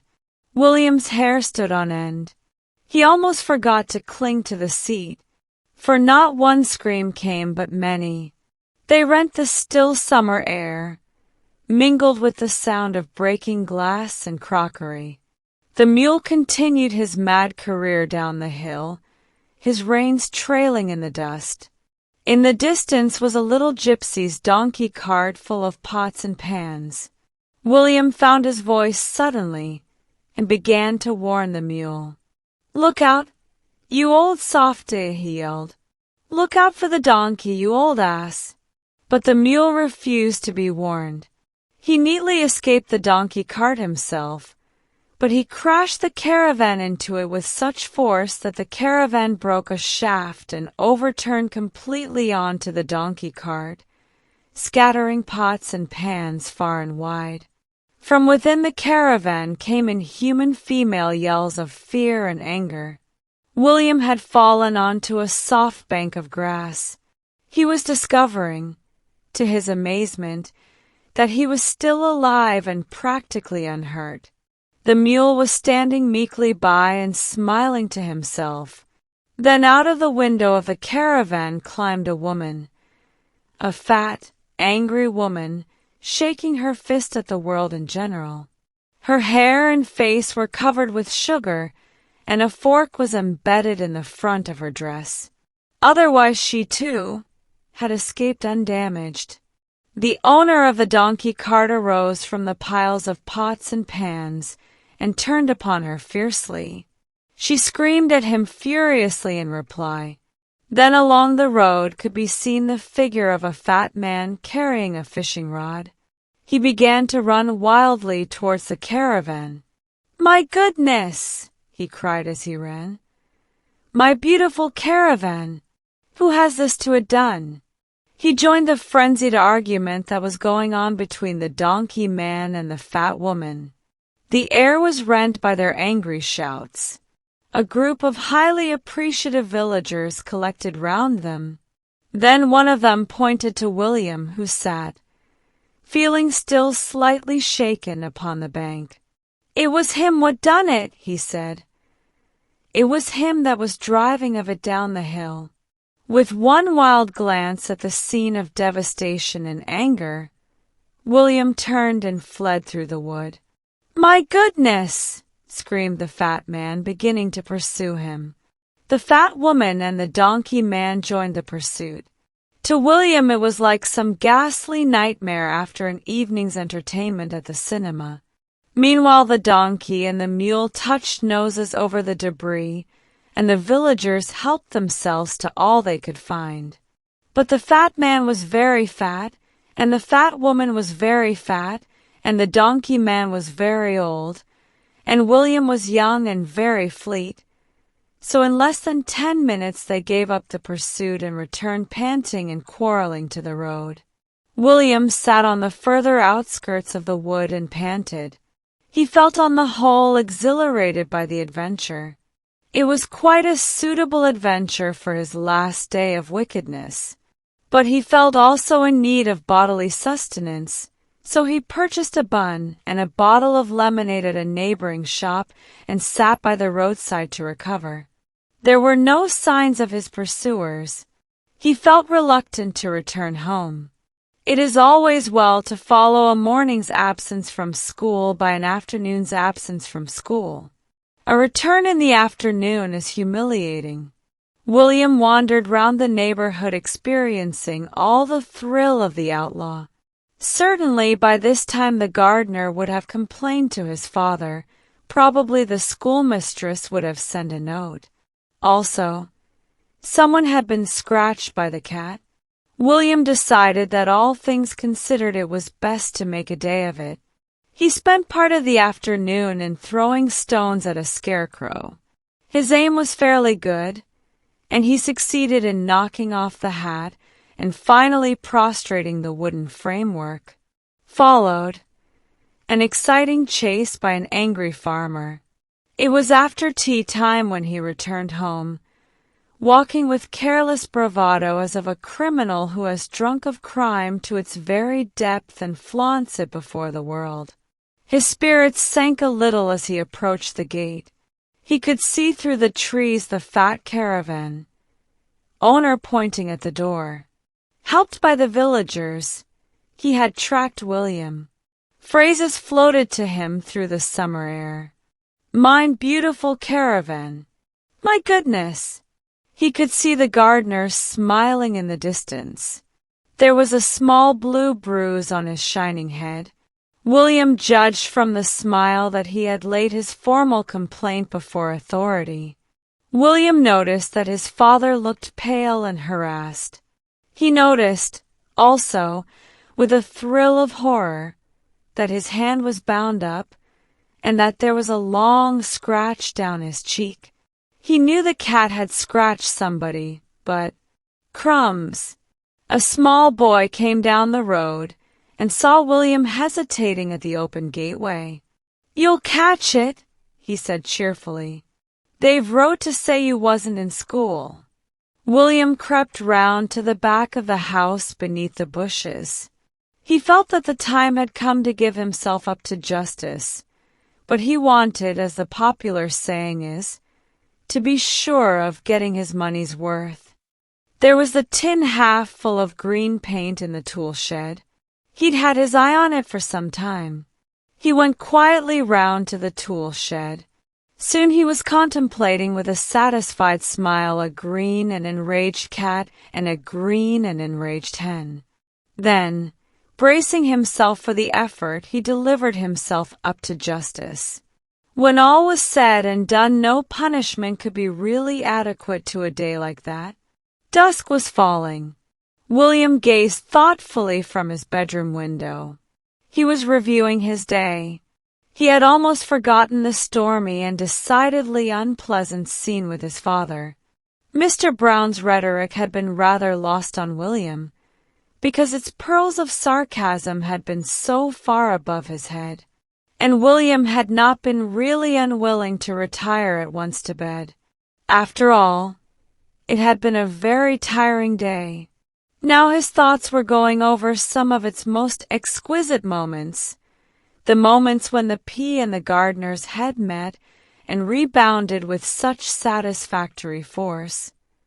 The moment when he swung along the high road, monarch of a caravan and a mule and the whole wide world. The moment when the scarecrow hunched up and collapsed so realistically. The cat covered with green paint. After all, it was his last day. He saw himself from tomorrow onward leading a quiet and blameless life, walking sedately to school, working at high pressure in school, doing his homework conscientiously in the evening, being exquisitely polite to his family and instructors, and the vision failed utterly to attract. Moreover, he hadn't yet tried turning off the water at the main, or locking the cook into the larder, or hundreds of things. There came a gentle voice from the garden. "William, where are you?" William looked down and met the earnest gaze of Deborah. "Hello," he said. "William," she said, "you won't forget that you're going to start tomorrow, will you?" William looked at her firmly. "I cannot just tomorrow," he said. "I'm putting it off. I'm putting it off for a year or two." The house next William's had been unoccupied for several months, and William made full use of its garden. Its garden was in turns a jungle, a desert, an ocean, and an enchanted island. William invited select parties of his friends to it. He had come to look upon it as his own property. He hunted wild animals in it with Jumble, his trusty hound. He tracked red Indians in it, again with Jumble, his trusty hound. And he attacked and sank ships in it, making his victims walk the plank, again with the help and assistance of Jumble, his trusty hound. Sometimes, to vary the monotony, he made Jumble, his trusty hound, walk the plank into the rain tub. This was one of the many unpleasant things that William brought into Jumble's life. It was only his intense love for William that reconciled him to his existence. Jumble was one of the very few beings who appreciated William. The house on the other side was a much smaller one, and was occupied by Mr. Gregorius Lambkin. Mr. Gregorius Lambkin was a very shy and rather elderly bachelor. He issued from his front door every morning at 8:30, holding a neat little case in a neatly gloved hand. He spent the day in an insurance office and returned, still unruffled and immaculate, at about 6:30. Most people considered him quite dull and negligible, but he possessed the supreme virtue in William's eyes of not objecting to William. William had suffered much from unsympathetic neighbors who had taken upon themselves to object to such innocent and artistic objects as catapults and pea-shooters and cricket balls. William had a very soft spot in his heart for Mr. Gregorius Lambkin. William spent a good deal of his time in Mr. Lambkin's garden during his absence, and Mr. Lambkin seemed to have no objection. Other people's gardens always seemed to William to be more attractive than his own, especially when he had no right of entry into them. There was quite an excitement in the neighborhood when the empty house was let. It was rumored that the newcomer was a celebrity. She was the president of the Society of Ancient Souls. The Society of Ancient Souls was a society of people who remembered their previous existence. The memory usually came in a flash. For instance, you might remember in a flash when you were looking at a box of matches that you had been Guy Fawkes. Or you might look at a cow and remember in a flash that you had been Nebuchadnezzar. Then you joined the Society of Ancient Souls and paid a large subscription and attended meetings at the house of its president in costume. And the president was coming to live next door to William. By a curious coincidence, her name was Gregoria, Miss Gregoria Mush. William awaited her coming with anxiety. He had discovered that one's next-door neighbors make a great difference to one's life. They may be agreeable and not object to mouth organs and whistling and occasional stone throwing, or they may not. They sometimes, the worst kind, go to the length of writing notes to one's father about one, and then, of course, the only course left to one is one of revenge. But William hoped great things from Miss Gregoria Mush. There was a friendly sound about the name. On the evening of her arrival, he climbed up on the roller and gazed wistfully over the fence at the territory that had once been his, but from which he was now forbidden.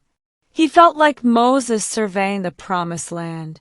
Miss Gregoria Mush was walking in the garden. William watched her holding his breath. She was very long, and very thin, and very angular, and she was reading poetry out loud to herself as she trailed about in her long draperies. "O moon of my delight," she said. Then her eye met William's. The eyes beneath her pants, Nez, were like little swords. "How dare you stare at me, you rude boy," she said. William gasped.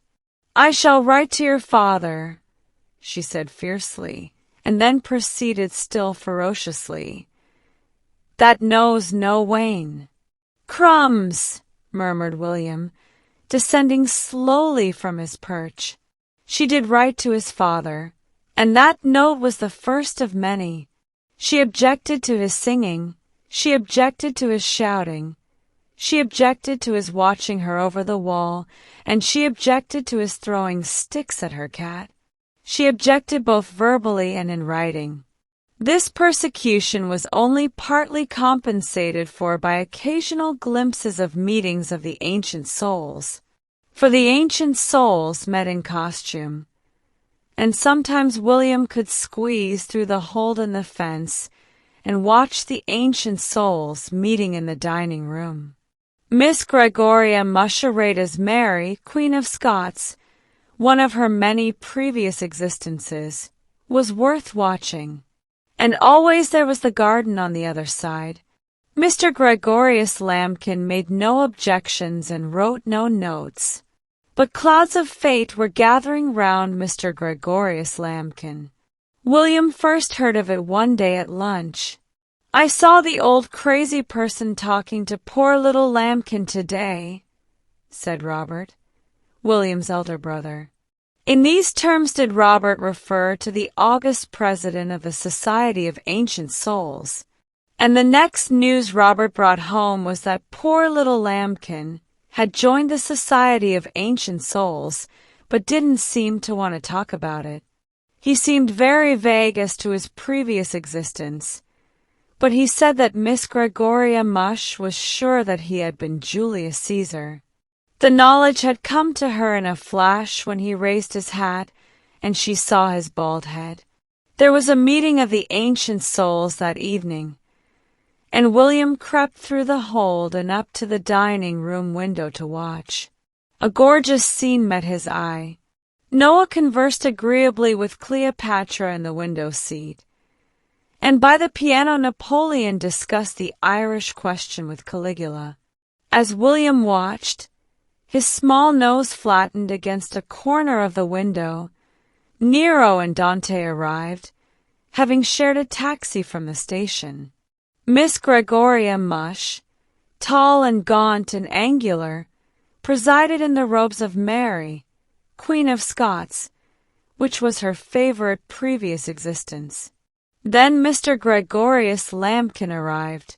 He looked as unhappy as it is possible for man to look. He was dressed in a toga and a laurel wreath. Heat and nervousness had caused his small waxed mustache to droop. His toga was too long and his laurel wreath was crooked. Miss Gregoria Mush received him warmly. She carried him off to a corner seat near the window, and there they conversed, or, to be more accurate, she talked and he listened. The window was open, and William could hear some of the things she said. "Now you are a member, you must come here often. You and I, the only ancient souls in this vicinity, we will work together and live only in the past. Have you remembered any other previous existence? No. Try. It will come in a flash any time. I must come and see your garden. I feel that we have much in common. You and I. We have much to talk about. I have all my past life to tell you of. What train do you come home by? We must be friends. Real friends. I'm sure I can help you much in your life as an ancient soul. Our names are almost the same. Fate in some way unites us. And Mr. Lambkin sat, miserable and dejected, and yet with a certain pathetic resignation. For what can one do against fate? Then the president caught sight of William and approached the window. "Go away, boy," she called. "You wicked, rude, prying boy, go away." Mr. Lambkin shot a wretched and apologetic glance at William, but William pressed his mouth to the open slit of the window. "All right, Mrs. Jarley's," he called, then turned and fled. William met Mr. Lambkin on his way to the station the next morning. Mr. Lambkin looked thinner, and there were lines of worry on his face. "I'm sorry she sent you away, William," he said. "It must have been interesting to watch. Most interesting to watch. I'd much rather have watched then. But there, it's very kind of her to take such an interest in me. Most kind. But however, she's very kind, very kind.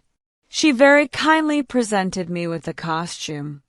Hardly suitable, perhaps, but very kind of her. And, of course, there may be something in it. One never knows. I may have been Julius Caesar, but I hardly think. However, one must keep an open mind. Do you know any Latin, William?" "Just a bit," said William guardedly. "I've learned a lot, but I don't know much. Say some to me. It might convey something to me. One never knows." She seemed so sure. "Talk Latin to me, William." "Hic haec hoc," said William obligingly. Julius Caesar's reincarnation shook his head. "No," he said. "I'm afraid it doesn't seem to mean anything to me." "Hunk, hank hock," went on William monotonously. "I'm afraid it's no good," said Mr. Lambkin. "I'm afraid it proves that I'm not. Still, one may not retain a knowledge of one's former tongue. One must keep an open mind. Of course, I'd prefer not to. But one must be fair. And she's kind, very kind." Shaking his head sadly, the little man entered the station. That evening William heard his father say to his mother, "She came down to meet him at the station tonight. I'm afraid his doom is sealed. He's no power of resistance, and she's got her eye on him." "Who's got her eye on him?" said William with interest. "Be quiet," said his father with the brusqueness of the male parent. But William began to see how things stood. And William liked Mr. Lambkin. One evening he saw from his window Mr. Gregorius Lambkin walking with Miss Gregoria Mush in Miss Gregoria Mush's garden. Mr. Gregorius Lambkin did not look happy. William crept down to the hold in the fence and applied his ear to it. They were sitting on a seat quite close to his hold. Gregorius, the president of the Society of Ancient Souls, was saying, "When I found that our names were the same, I knew that our destinies were interwoven." "Yes," murmured Mr. Lambkin. "It's so kind of you, so kind. But I'm afraid I'm overstaying my welcome. I must say what is in my heart, Gregorius. You live on the past, I live in the past. We have a common mission. The mission of bringing to the thoughtless and uninitiated the memory of their former lives. Gregorius, Our work would be more valuable if we could do it together. If the common destiny that has united our names could unite also our lives." "It's so kind of you," murmured the writhing victim, "so kind. I am so unfit, "No, friend," she said kindly. "I have power enough for both. The human speech is so poor an agent, is it not?" A doorbell clanged in the house. Ah, the committee of the ancient souls. They were coming from town tonight. "Come here tomorrow night at the same time, Gregorius, and I will tell you what is in my heart. Meet me here, at this time, tomorrow evening." William here caught sight of a stray cat at the other end of the garden.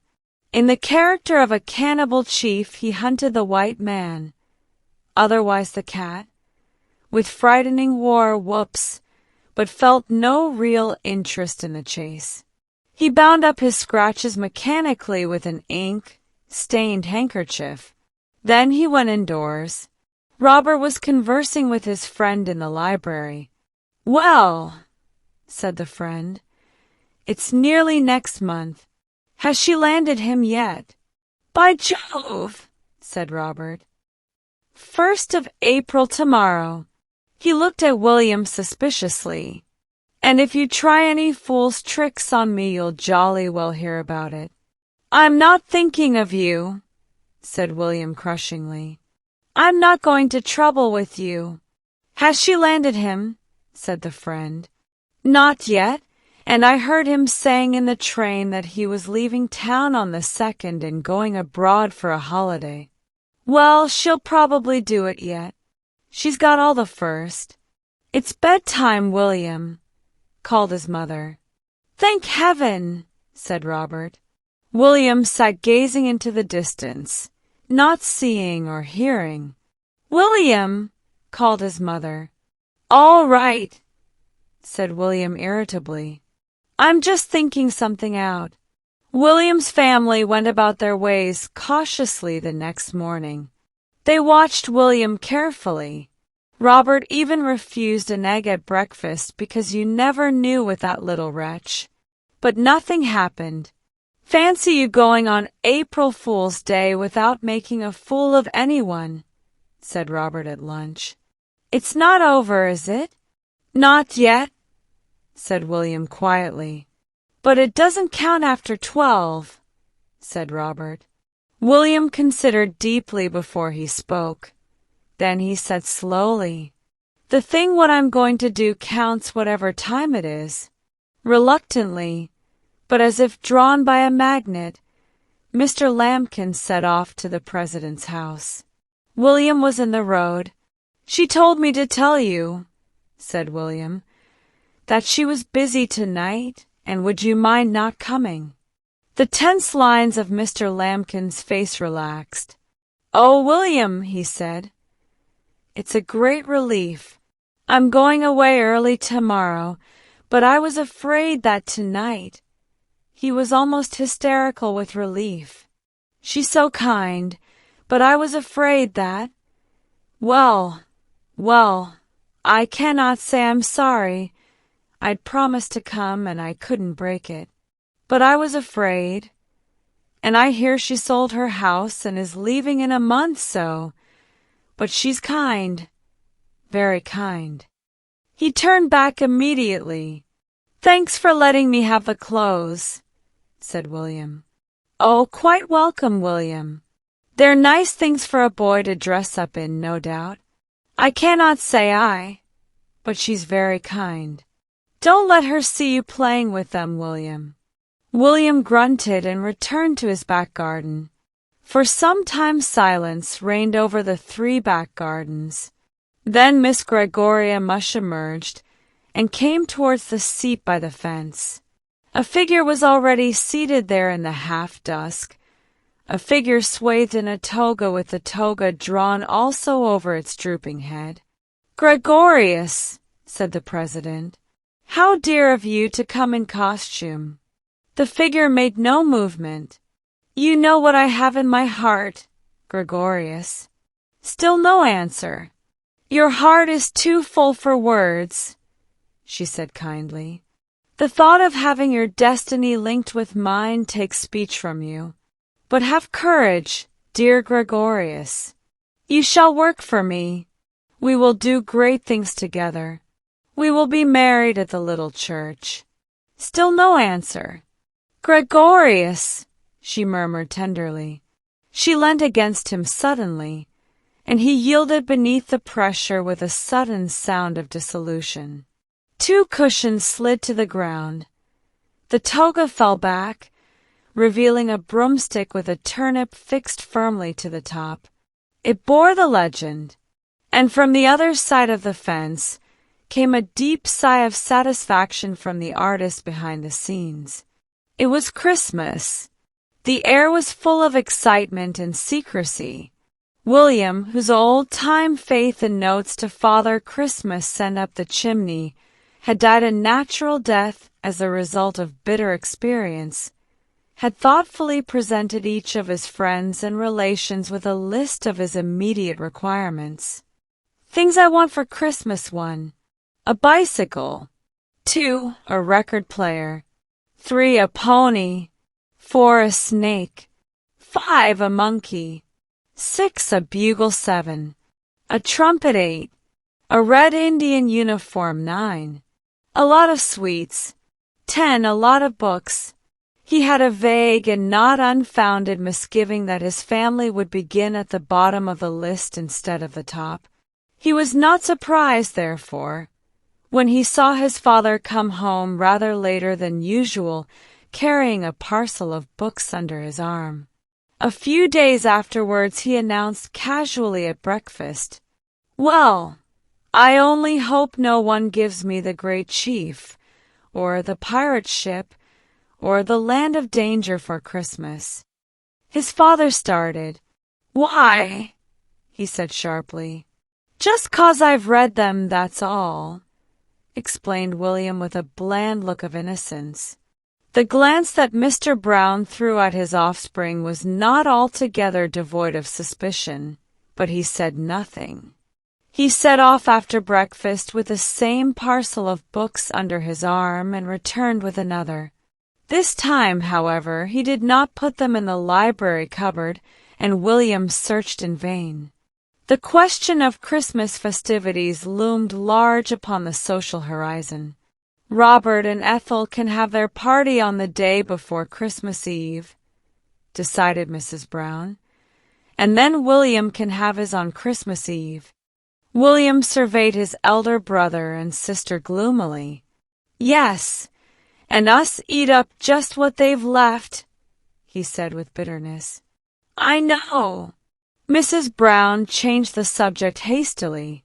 "Now let's see whom we'll have for your party, William," she said, taking out pencil and paper. "You say whom you'd like, and I'll make a list." "Ginger and Douglas and Henry and Joan," said William promptly. "Yes. Who else?" "I'd like the milkman." "You cannot have the milkman, William." "Don't be so foolish." "Well, I'd like to have Billy Green. He can whistle with his fingers in his mouth."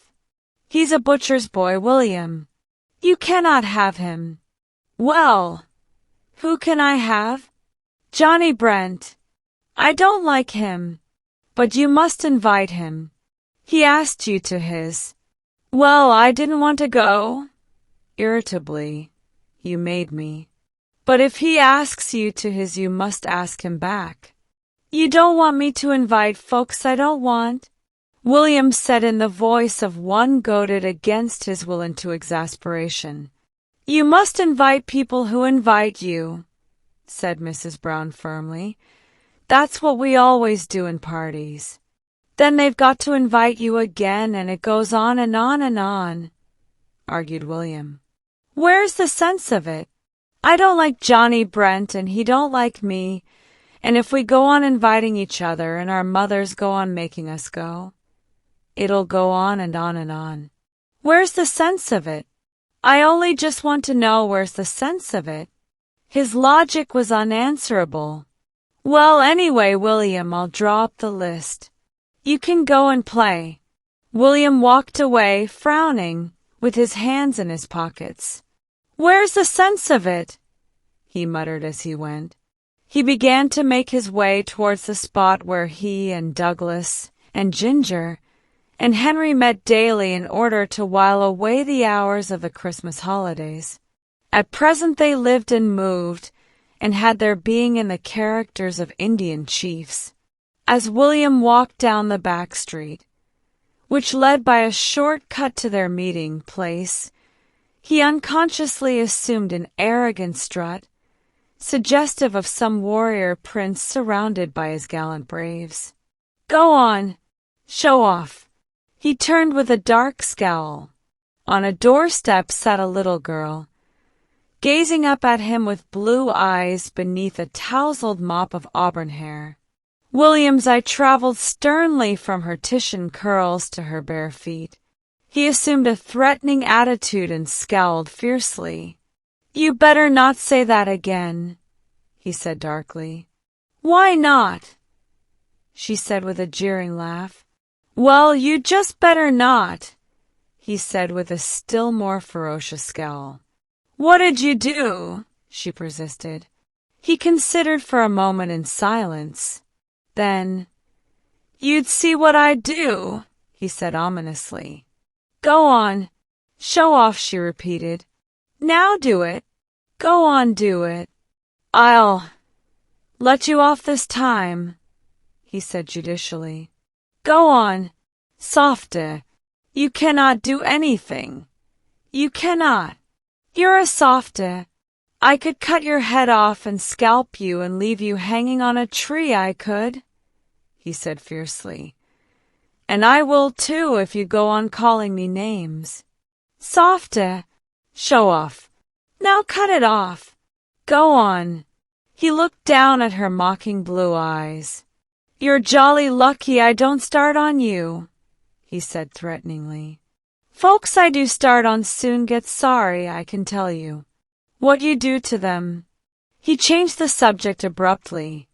"What's your name?" he said. "Sheila. What's yours?" "Red Hand. I mean William. I'll tell you something if you'll come and sit down by me." "What'll you tell me?" "Something I bet you don't know." "Ethifis." "Well, come here and I'll tell you." He advanced towards her suspiciously. Through the open door he could see a bed in a corner of the dark, dirty room and a woman's white face upon the pillow. "Oh, come on," said the little girl impatiently. He came on and sat down beside her. "Well," he said condescendingly, "I bet I knew all the time." "No, you didn't. D'you know," she sank her voice to a confidential whisper, "there's a chap called Father Christmas what comes down chimneys Christmas Eve and leaves presents in people's houses." He gave a scornful laugh. "Oh, that rot? You don't believe that rot, do you?" "Rot!" she repeated indignantly. "Why, it's true. True as true. A boy told me what had hanged his stocking up by the chimney, and in the morning it was full of things, and they was just the things what he'd wrote on a bit of paper and thrown up the chimney to this here Christmas chap." "Only kids believe that rot," persisted William. "I left off believing it years and years ago." Her face grew pink with the effort of convincing him. "But the boy told me, the boy what got things from this here chap what comes down chimneys, and I've wrote what I want and sent it up the chimney. Don't you think I'll get it?" William looked down at her. Her blue eyes, big with apprehension, were fixed on him. Her little rosy lips were parted. William's heart softened. "I don't know," he said doubtfully. "You might, I suppose. What you want for Christmas? You won't tell if I tell you?" "No, not to no one. No. Say, cross me throat." William complied with much interest and stored up the phrase for future use. "Well," she sank her voice very low and spoke into his ear, Dad's coming out Christmas Eve. She leant back and watched him, anxious to see the effect of this tremendous piece of news. Her face expressed pride and delight. William's merely bewilderment. Coming out? He repeated. Coming out of where? Her expression changed to one of scorn. Prison, of course. Silly. William was half offended, half thrilled. Well, I couldn't know it was prison, could I? How could I know it was prison without being told? It might have been out of anything. What? In hushed curiosity and awe. What was he in prison for? Stealing. Her pride was unmistakable. William looked at her in disapproval. Stealing is wicked, he said virtuously. Ha, she jeered. You cannot steal. You're too soft. Softe. You cannot steal without being caught first go, you cannot. I could, he said indignantly. And anyway, he got caught, didn't he? Or he'd not have been in prison, so there. He didn't get caught first go. It was just a sort of mistake, he said. He said it wouldn't happen again. He's a jolly good stealer. The cops said he was, and they ought to know. Well, said William, changing the conversation.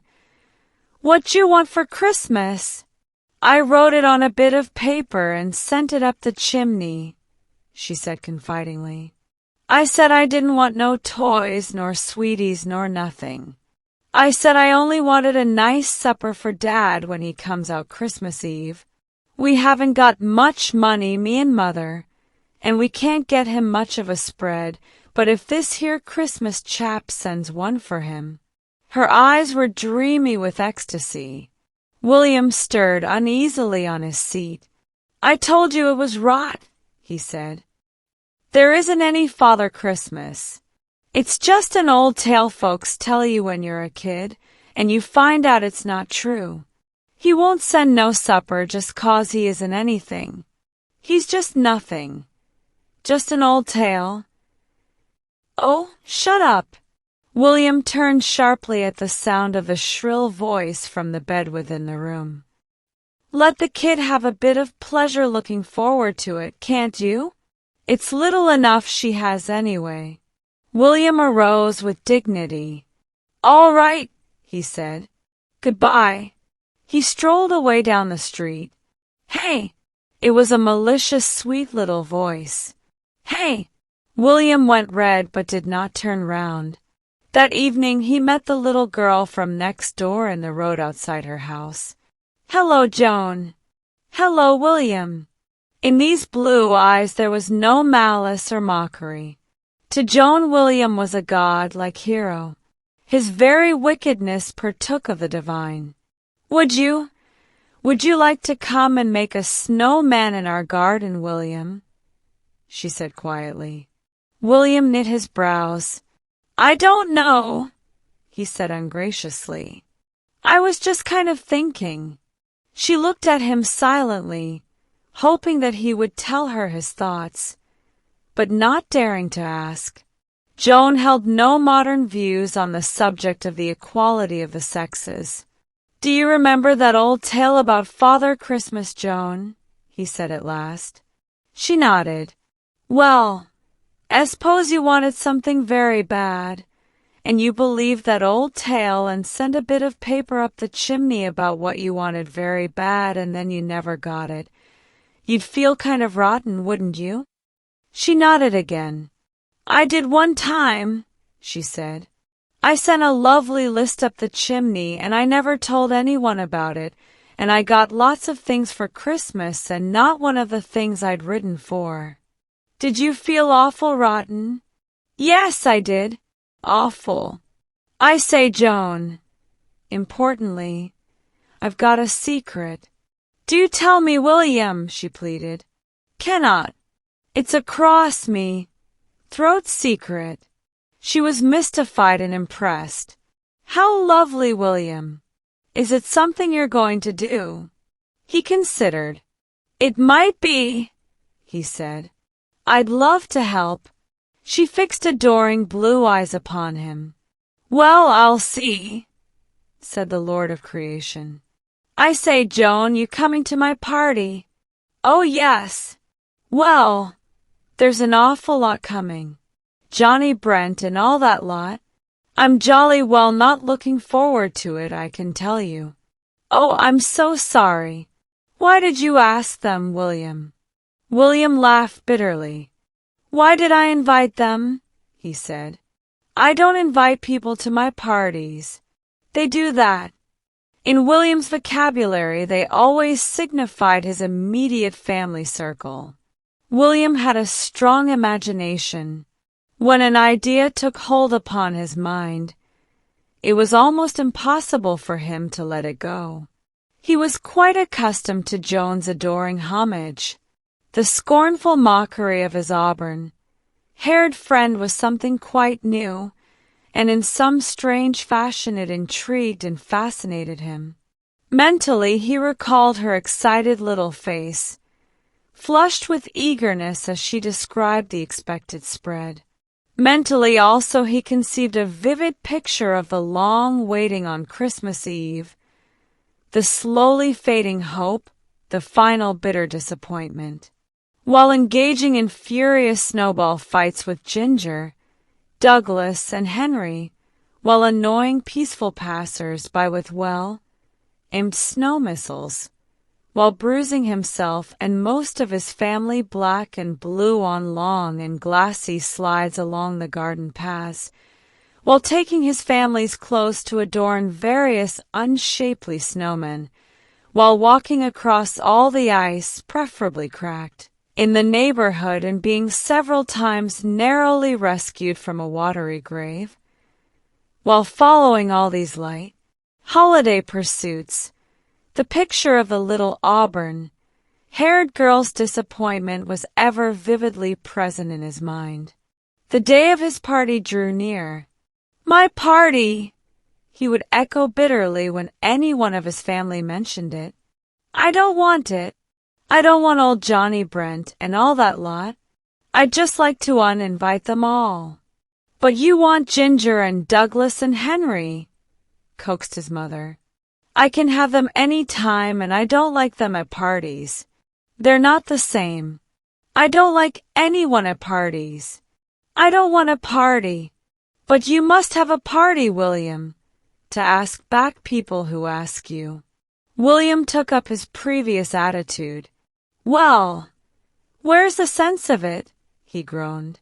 As usual, he had the last word, but left his audience unconvinced. They began on him a full hour before his guests were due. He was brushed and scrubbed and scoured and cleaned. He was compressed into an Eton suit and patent leather pumps and finally deposited in the drawing-room, beaten and despondent, his noble spirit all but broken. The guests began to arrive. William shook hands politely with 3 strangers shining with soap, brushed to excess, and clothed in ceremonial Eton suits, who in ordinary life were Ginger, Douglas, and Henry.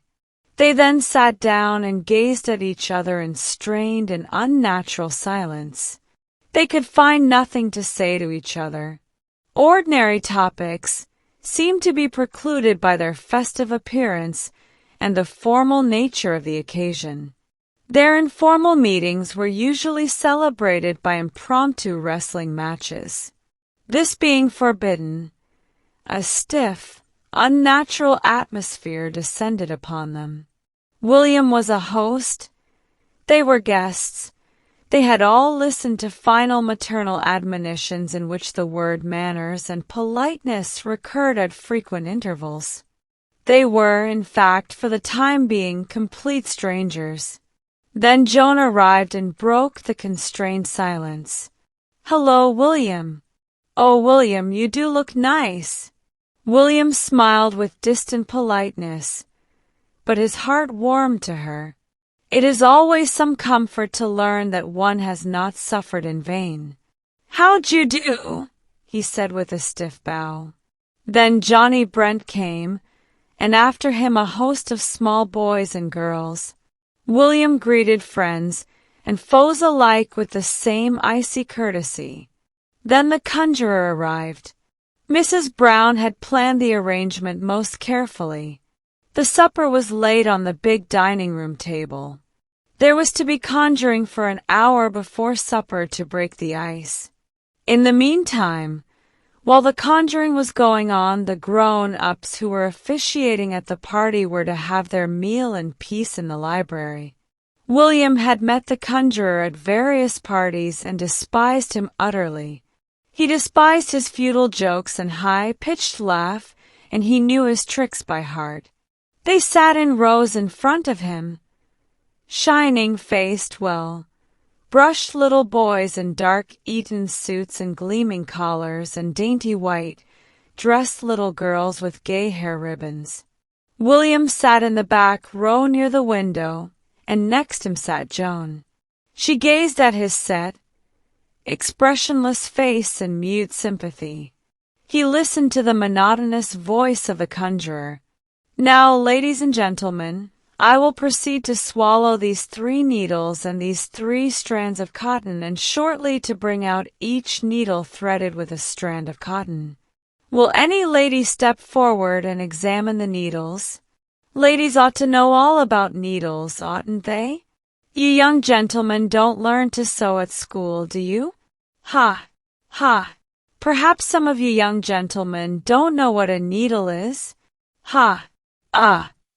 William scowled, and his thoughts flew off to the little house in the dirty back street. It was Christmas Eve. Her father was coming out. She would be waiting, watching with bright, expectant eyes for the spread she had demanded from Father Christmas to welcome her returning parent. It was a beastly shame. She was a silly little ass anyway not to believe him. He told her there wasn't any Father Christmas. "Now, ladies and gentlemen, I will bring out the 3 needles threaded with the 3 strands of cotton. Watch carefully, ladies and gentlemen. There. 1, 2, 3. Now, I don't advise you young ladies and gentlemen to try this trick. Needles are very indigestible to some people. Ha! Ha! Not to me, of course. I can digest anything. Needles or marbles or matches or glass bowls, as you will soon see. Ha! Ha! Now to proceed, ladies and gentlemen." William looked at the clock and sighed. Anyway, there'd be supper soon, and that was a jolly good one, 'cause he'd had a look at it. Suddenly the inscrutable look left his face. He gave a sudden gasp and his whole face lit up. Joan turned to him. "Come on," he whispered, rising stealthily from his seat. The room was in half darkness, and the conjurer was just producing a white rabbit from his left toe, so that few noticed William's quiet exit by the window, followed by that of the blindly obedient Joan. "You wait," he whispered in the darkness of the garden. She waited, shivering in her little white dress, till he returned from the stable wheeling a handcart, consisting of a large packing case on wheels and finished with a handle. He wheeled it round to the open French window that led into the dining room. "Come on," he whispered again. Following his example, she began to carry the plates of sandwiches, sausage rolls, meat pies, bread and butter, cakes and biscuits of every variety from the table to the handcart. On the top they balanced carefully the plates of jelly and milk pudding and dishes of trifle, and round the sides they packed armfuls of crackers. At the end she whispered softly, "What's it for, William?" "It's the secret," he said.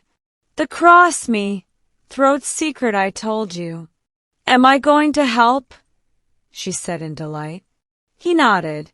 "Just wait a minute," he added, and crept from the dining room to the hall and upstairs. He returned with a bundle of clothing which he proceeded to arrange in the garden. He first donned his own red dressing gown, and then wound a white scarf round his head, tying it under his chin so that the ends hung down. "I'm making believe I'm Father Christmas," he explained. "And I'm making believe this white stuff is hair and beard. And this is for you to wear so's you won't get cold." He held out a little white satin cloak edged with feathers. "Oh, how lovely, William! But it's not my cloak. It's Sadie Murford's." "Never mind. You can wear it," said William generously. Then, taking the handles of the cart, he set off down the drive. From the drawing room came the sound of a chorus of delight as the conjurer produced a goldfish in a glass bowl from his head. From the kitchen came the sound of the hilarious laughter of the maids. Only in the dining room, with its horrible expanse of empty table, was silence. They walked down the road without speaking till Joan gave a little excited laugh. "This is fun, William. I do wonder what we're going to do." "You'll see," said William. "I'd better not tell you yet. I promised to cross me. Throat promise I wouldn't tell anyone." "All right, William," she said sweetly. "I don't mind a bit." The evening was dark and rather foggy, so that the strange couple attracted little attention, except when passing beneath the street lamps. Then certainly people stood still and looked at William and his cart in open-mouthed amazement. At last they turned down a back street towards a door that stood open to the dark, foggy night. Inside the room was a bare table at which sat a little girl, her blue, anxious eyes fixed on the open door. "I hope he gets here before Dad," she said. "I wouldn't like Dad to come and find it not ready." The woman on the bed closed her eyes wearily. "I don't think he'll come now, dearie. We must just get on without it." The little girl sprang up. Her pale cheeks suddenly flushed. "Oh, listen!" she cried. "Something's coming." They listened in breathless silence, while the sound of wheels came down the street towards the empty door. Then an old hand-cart appeared in the doorway, and behind it William in his strange attire, and Joan in her fairy-like white cloak, white dress, white socks and shoes, her bright curls clustered with gleaming fog jewels. The little girl clasped her hands. Her face broke into a rapt smile. Her blue eyes were like stars. "Oh, oh," she cried.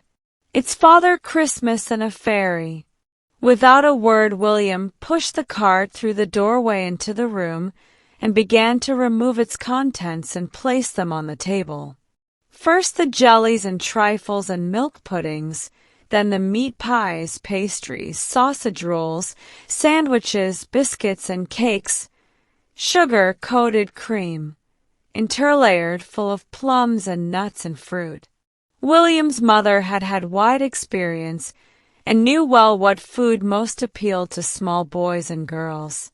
Moreover, she had provided plentifully for her 20 guests. The little girl was past speech. The woman looked at them in dumb wonder. Then, "Why, you're the boy she was talking to," she said at last. "It's real kind of you. She was getting that upset. It would have broke her heart if nothing had come and I couldn't do nothing. It's real kind of you, sir." Her eyes were misty. Joan placed the last cake on the table, and William, who was rather warm after his exertions, removed his scarf. The child gave a little sobbing laugh. "Oh, isn't it lovely? I'm so happy. You're the funny boy, aren't you, dressed up as Father Christmas? Or did Father Christmas send you? Or were you Father Christmas all the time? May I kiss the fairy? Would she mind? She's so beautiful." Joan came forward and kissed her shyly, and the woman on the bed smiled unsteadily. "It's real kind of you both," she murmured again. Then the door opened, and the lord and master of the house entered after his 6 months' absence. He came in no sheepish hang-dog fashion. He entered cheerily and boisterously as any parent might on returning from a hard-earned holiday. "Hello, missus. Hello, kid. Hello. What's all this here?" His eyes fell upon William. "Hello, young gent. Happy Christmas," William murmured politely. "Same to you and many of them. How are you, missus? Kid looked after you all right?" "That's right." "Oh, I see. Where's the grub come from? Fair makes me mouth water. I haven't seen nothing like this. Not for some time." There was a torrent of explanations, everyone talking at once. He gave a loud laugh at the end. "Well, we're much obliged to this young gent and this little lady, and now we'll have a good old supper. This is all right, this is. Now, missus, you have a good feed. Now, before we begin, I say 3 cheers for the young gent and little lady. Come on now, hip, hip, hip, hooray. Now, little lady, you come here. That's fine, that is. Now we'll have a meat pie. Who's for a meat pie? Come on, missus. That's right. We'll all have meat pies. This here's something like Christmas. Eh? We've not had a Christmas like this. Not for many a long year. Now hurry up, kid. Don't spend all your time laughing. Now, ladies and gents, who's for a sausage roll? All of us? Come on, then. I mustn't eat too heavy, or I won't be able to sing to you afterwards. Will I? I've got some fine songs, young gent. And Kid here, I'll dance for you. She's a fine little dancer, she is. Now, come on, ladies and gents. Sandwiches? More pies? Come on. They laughed and chattered merrily. The woman sat up in bed, her eyes bright and her cheeks flushed. To William and Joan it was like some strange and wonderful dream. And at that precise moment Mrs. Brown had sunk down upon the nearest dining-room chair on the verge of tears, and 20 pairs of hungry, horrified eyes and 20 clean, staring, open-mouthed little faces surveyed the bare expanse of the dining-room table. And the cry that went up all round was, "Where's William?" And then, "Where's Joan?" They searched the house and garden and stable for them in vain. They sent the 20 enraged guests home, supperless and aggrieved. "Has William eaten all our suppers?" they said. "Where is he? Is he dead?" "People will never forget," wailed Mrs. Brown. "It's simply dreadful. And where is William?" They rang up police stations for miles around. "If they've eaten all that food, the 2 of them," said Mrs. Brown, almost distraught, "they'll die. They may be dying in some hospital now. And I do wish Mrs. Murford would stop ringing up about Sadie's cloak. I've told her it's not here." Meantime there was dancing and singing and games and cracker, pulling in a small house in a back street not very far away. "I've never had such a lovely time in my life," gasped the kid breathlessly at the end of one of the many games into which William had initiated them. "I've never. We won't forget you in a hurry, young man," her father added, "nor the little lady neither. We'll have many talks about this here." Joan was sitting on the bed, laughing and panting, her curls all disordered. "I wish," said William wistfully, "I wish you'd let me come with you when you go stealing some day." "I'm not going stealing no more, young gent," said his friend solemnly. "I got a job, a real steady job, bricklaying, and I'm going to stick to it. All good things must come to an end, and soon William donned his red dressing gown again and Joan her borrowed cloak, and they helped to store the remnants of the feast in the larder. The remnants of the feast would provide the ex-burglar and his family with food for many days to come. Then they took the empty-hand cart and, after many fond farewells, set off homeward through the dark.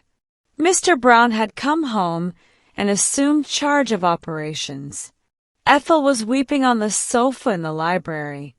"Oh, dear little William," she sobbed. "I do wish I'd always been kind to him." Mrs. Brown was reclining, pale and weak, in the armchair. "There's the canal, John," she was saying weakly. "And Joan's mother will always say it was our fault. Oh, poor little William." "It's a good 10 miles away," said her husband drily. "I don't think even William—" He rang up fiercely. "Confound these brainless police. Hallo! Any news? A boy and girl and supper for 20 cannot disappear off the face of the earth. No, there had been no trouble at home. There probably will be when he turns up, but there was none before. If he wanted to run away, why would he burden himself with a supper for 20? Why? 1 minute." The front door opened and Mrs. Brown ran into the hall. A well-known voice was heard speaking quickly and irritably. "I just went away, that's all. I just thought of something I wanted to do. That's all. Yes, I did take the supper. I just wanted it for something. It's a secret what I wanted it for, "William," said Mr. Brown. Through the scenes that followed, William preserved a dignified silence, even to the point of refusing any explanation. Such explanation as there was filtered through from Joan's mother by means of a telephone. "It was all William's idea," Joan's mother said plaintively. "Joan would never have done anything if William hadn't practically made her. I expect she's caught her death of cold. She's in bed now. Yes, so is William. I cannot think what they wanted to take all the food for. And he was just a common man straight from prison. It's dreadful. I do hope they haven't picked up any awful language. Have you given Joan some medicine?" "Oh, Mrs. Murford's just rung up to see if Sadie's cloak has turned up. Will you send it round? I feel so upset by it all. If it wasn't Christmas Eve—" The houses occupied by William's and Joan's families respectively were semi-detached, but William's and Joan's bedroom windows faced each other, and there was only about 5 yards between them. There came to William's ears as he lay drowsily in bed the sound of a gentle rattle at the window. He got up and opened it. At the opposite window a little white-robed figure leaned out, whose golden curls shone in the starlight. "William," she whispered, "I threw some beads to see if you were awake. Were your folks mad?" "Awful," said William.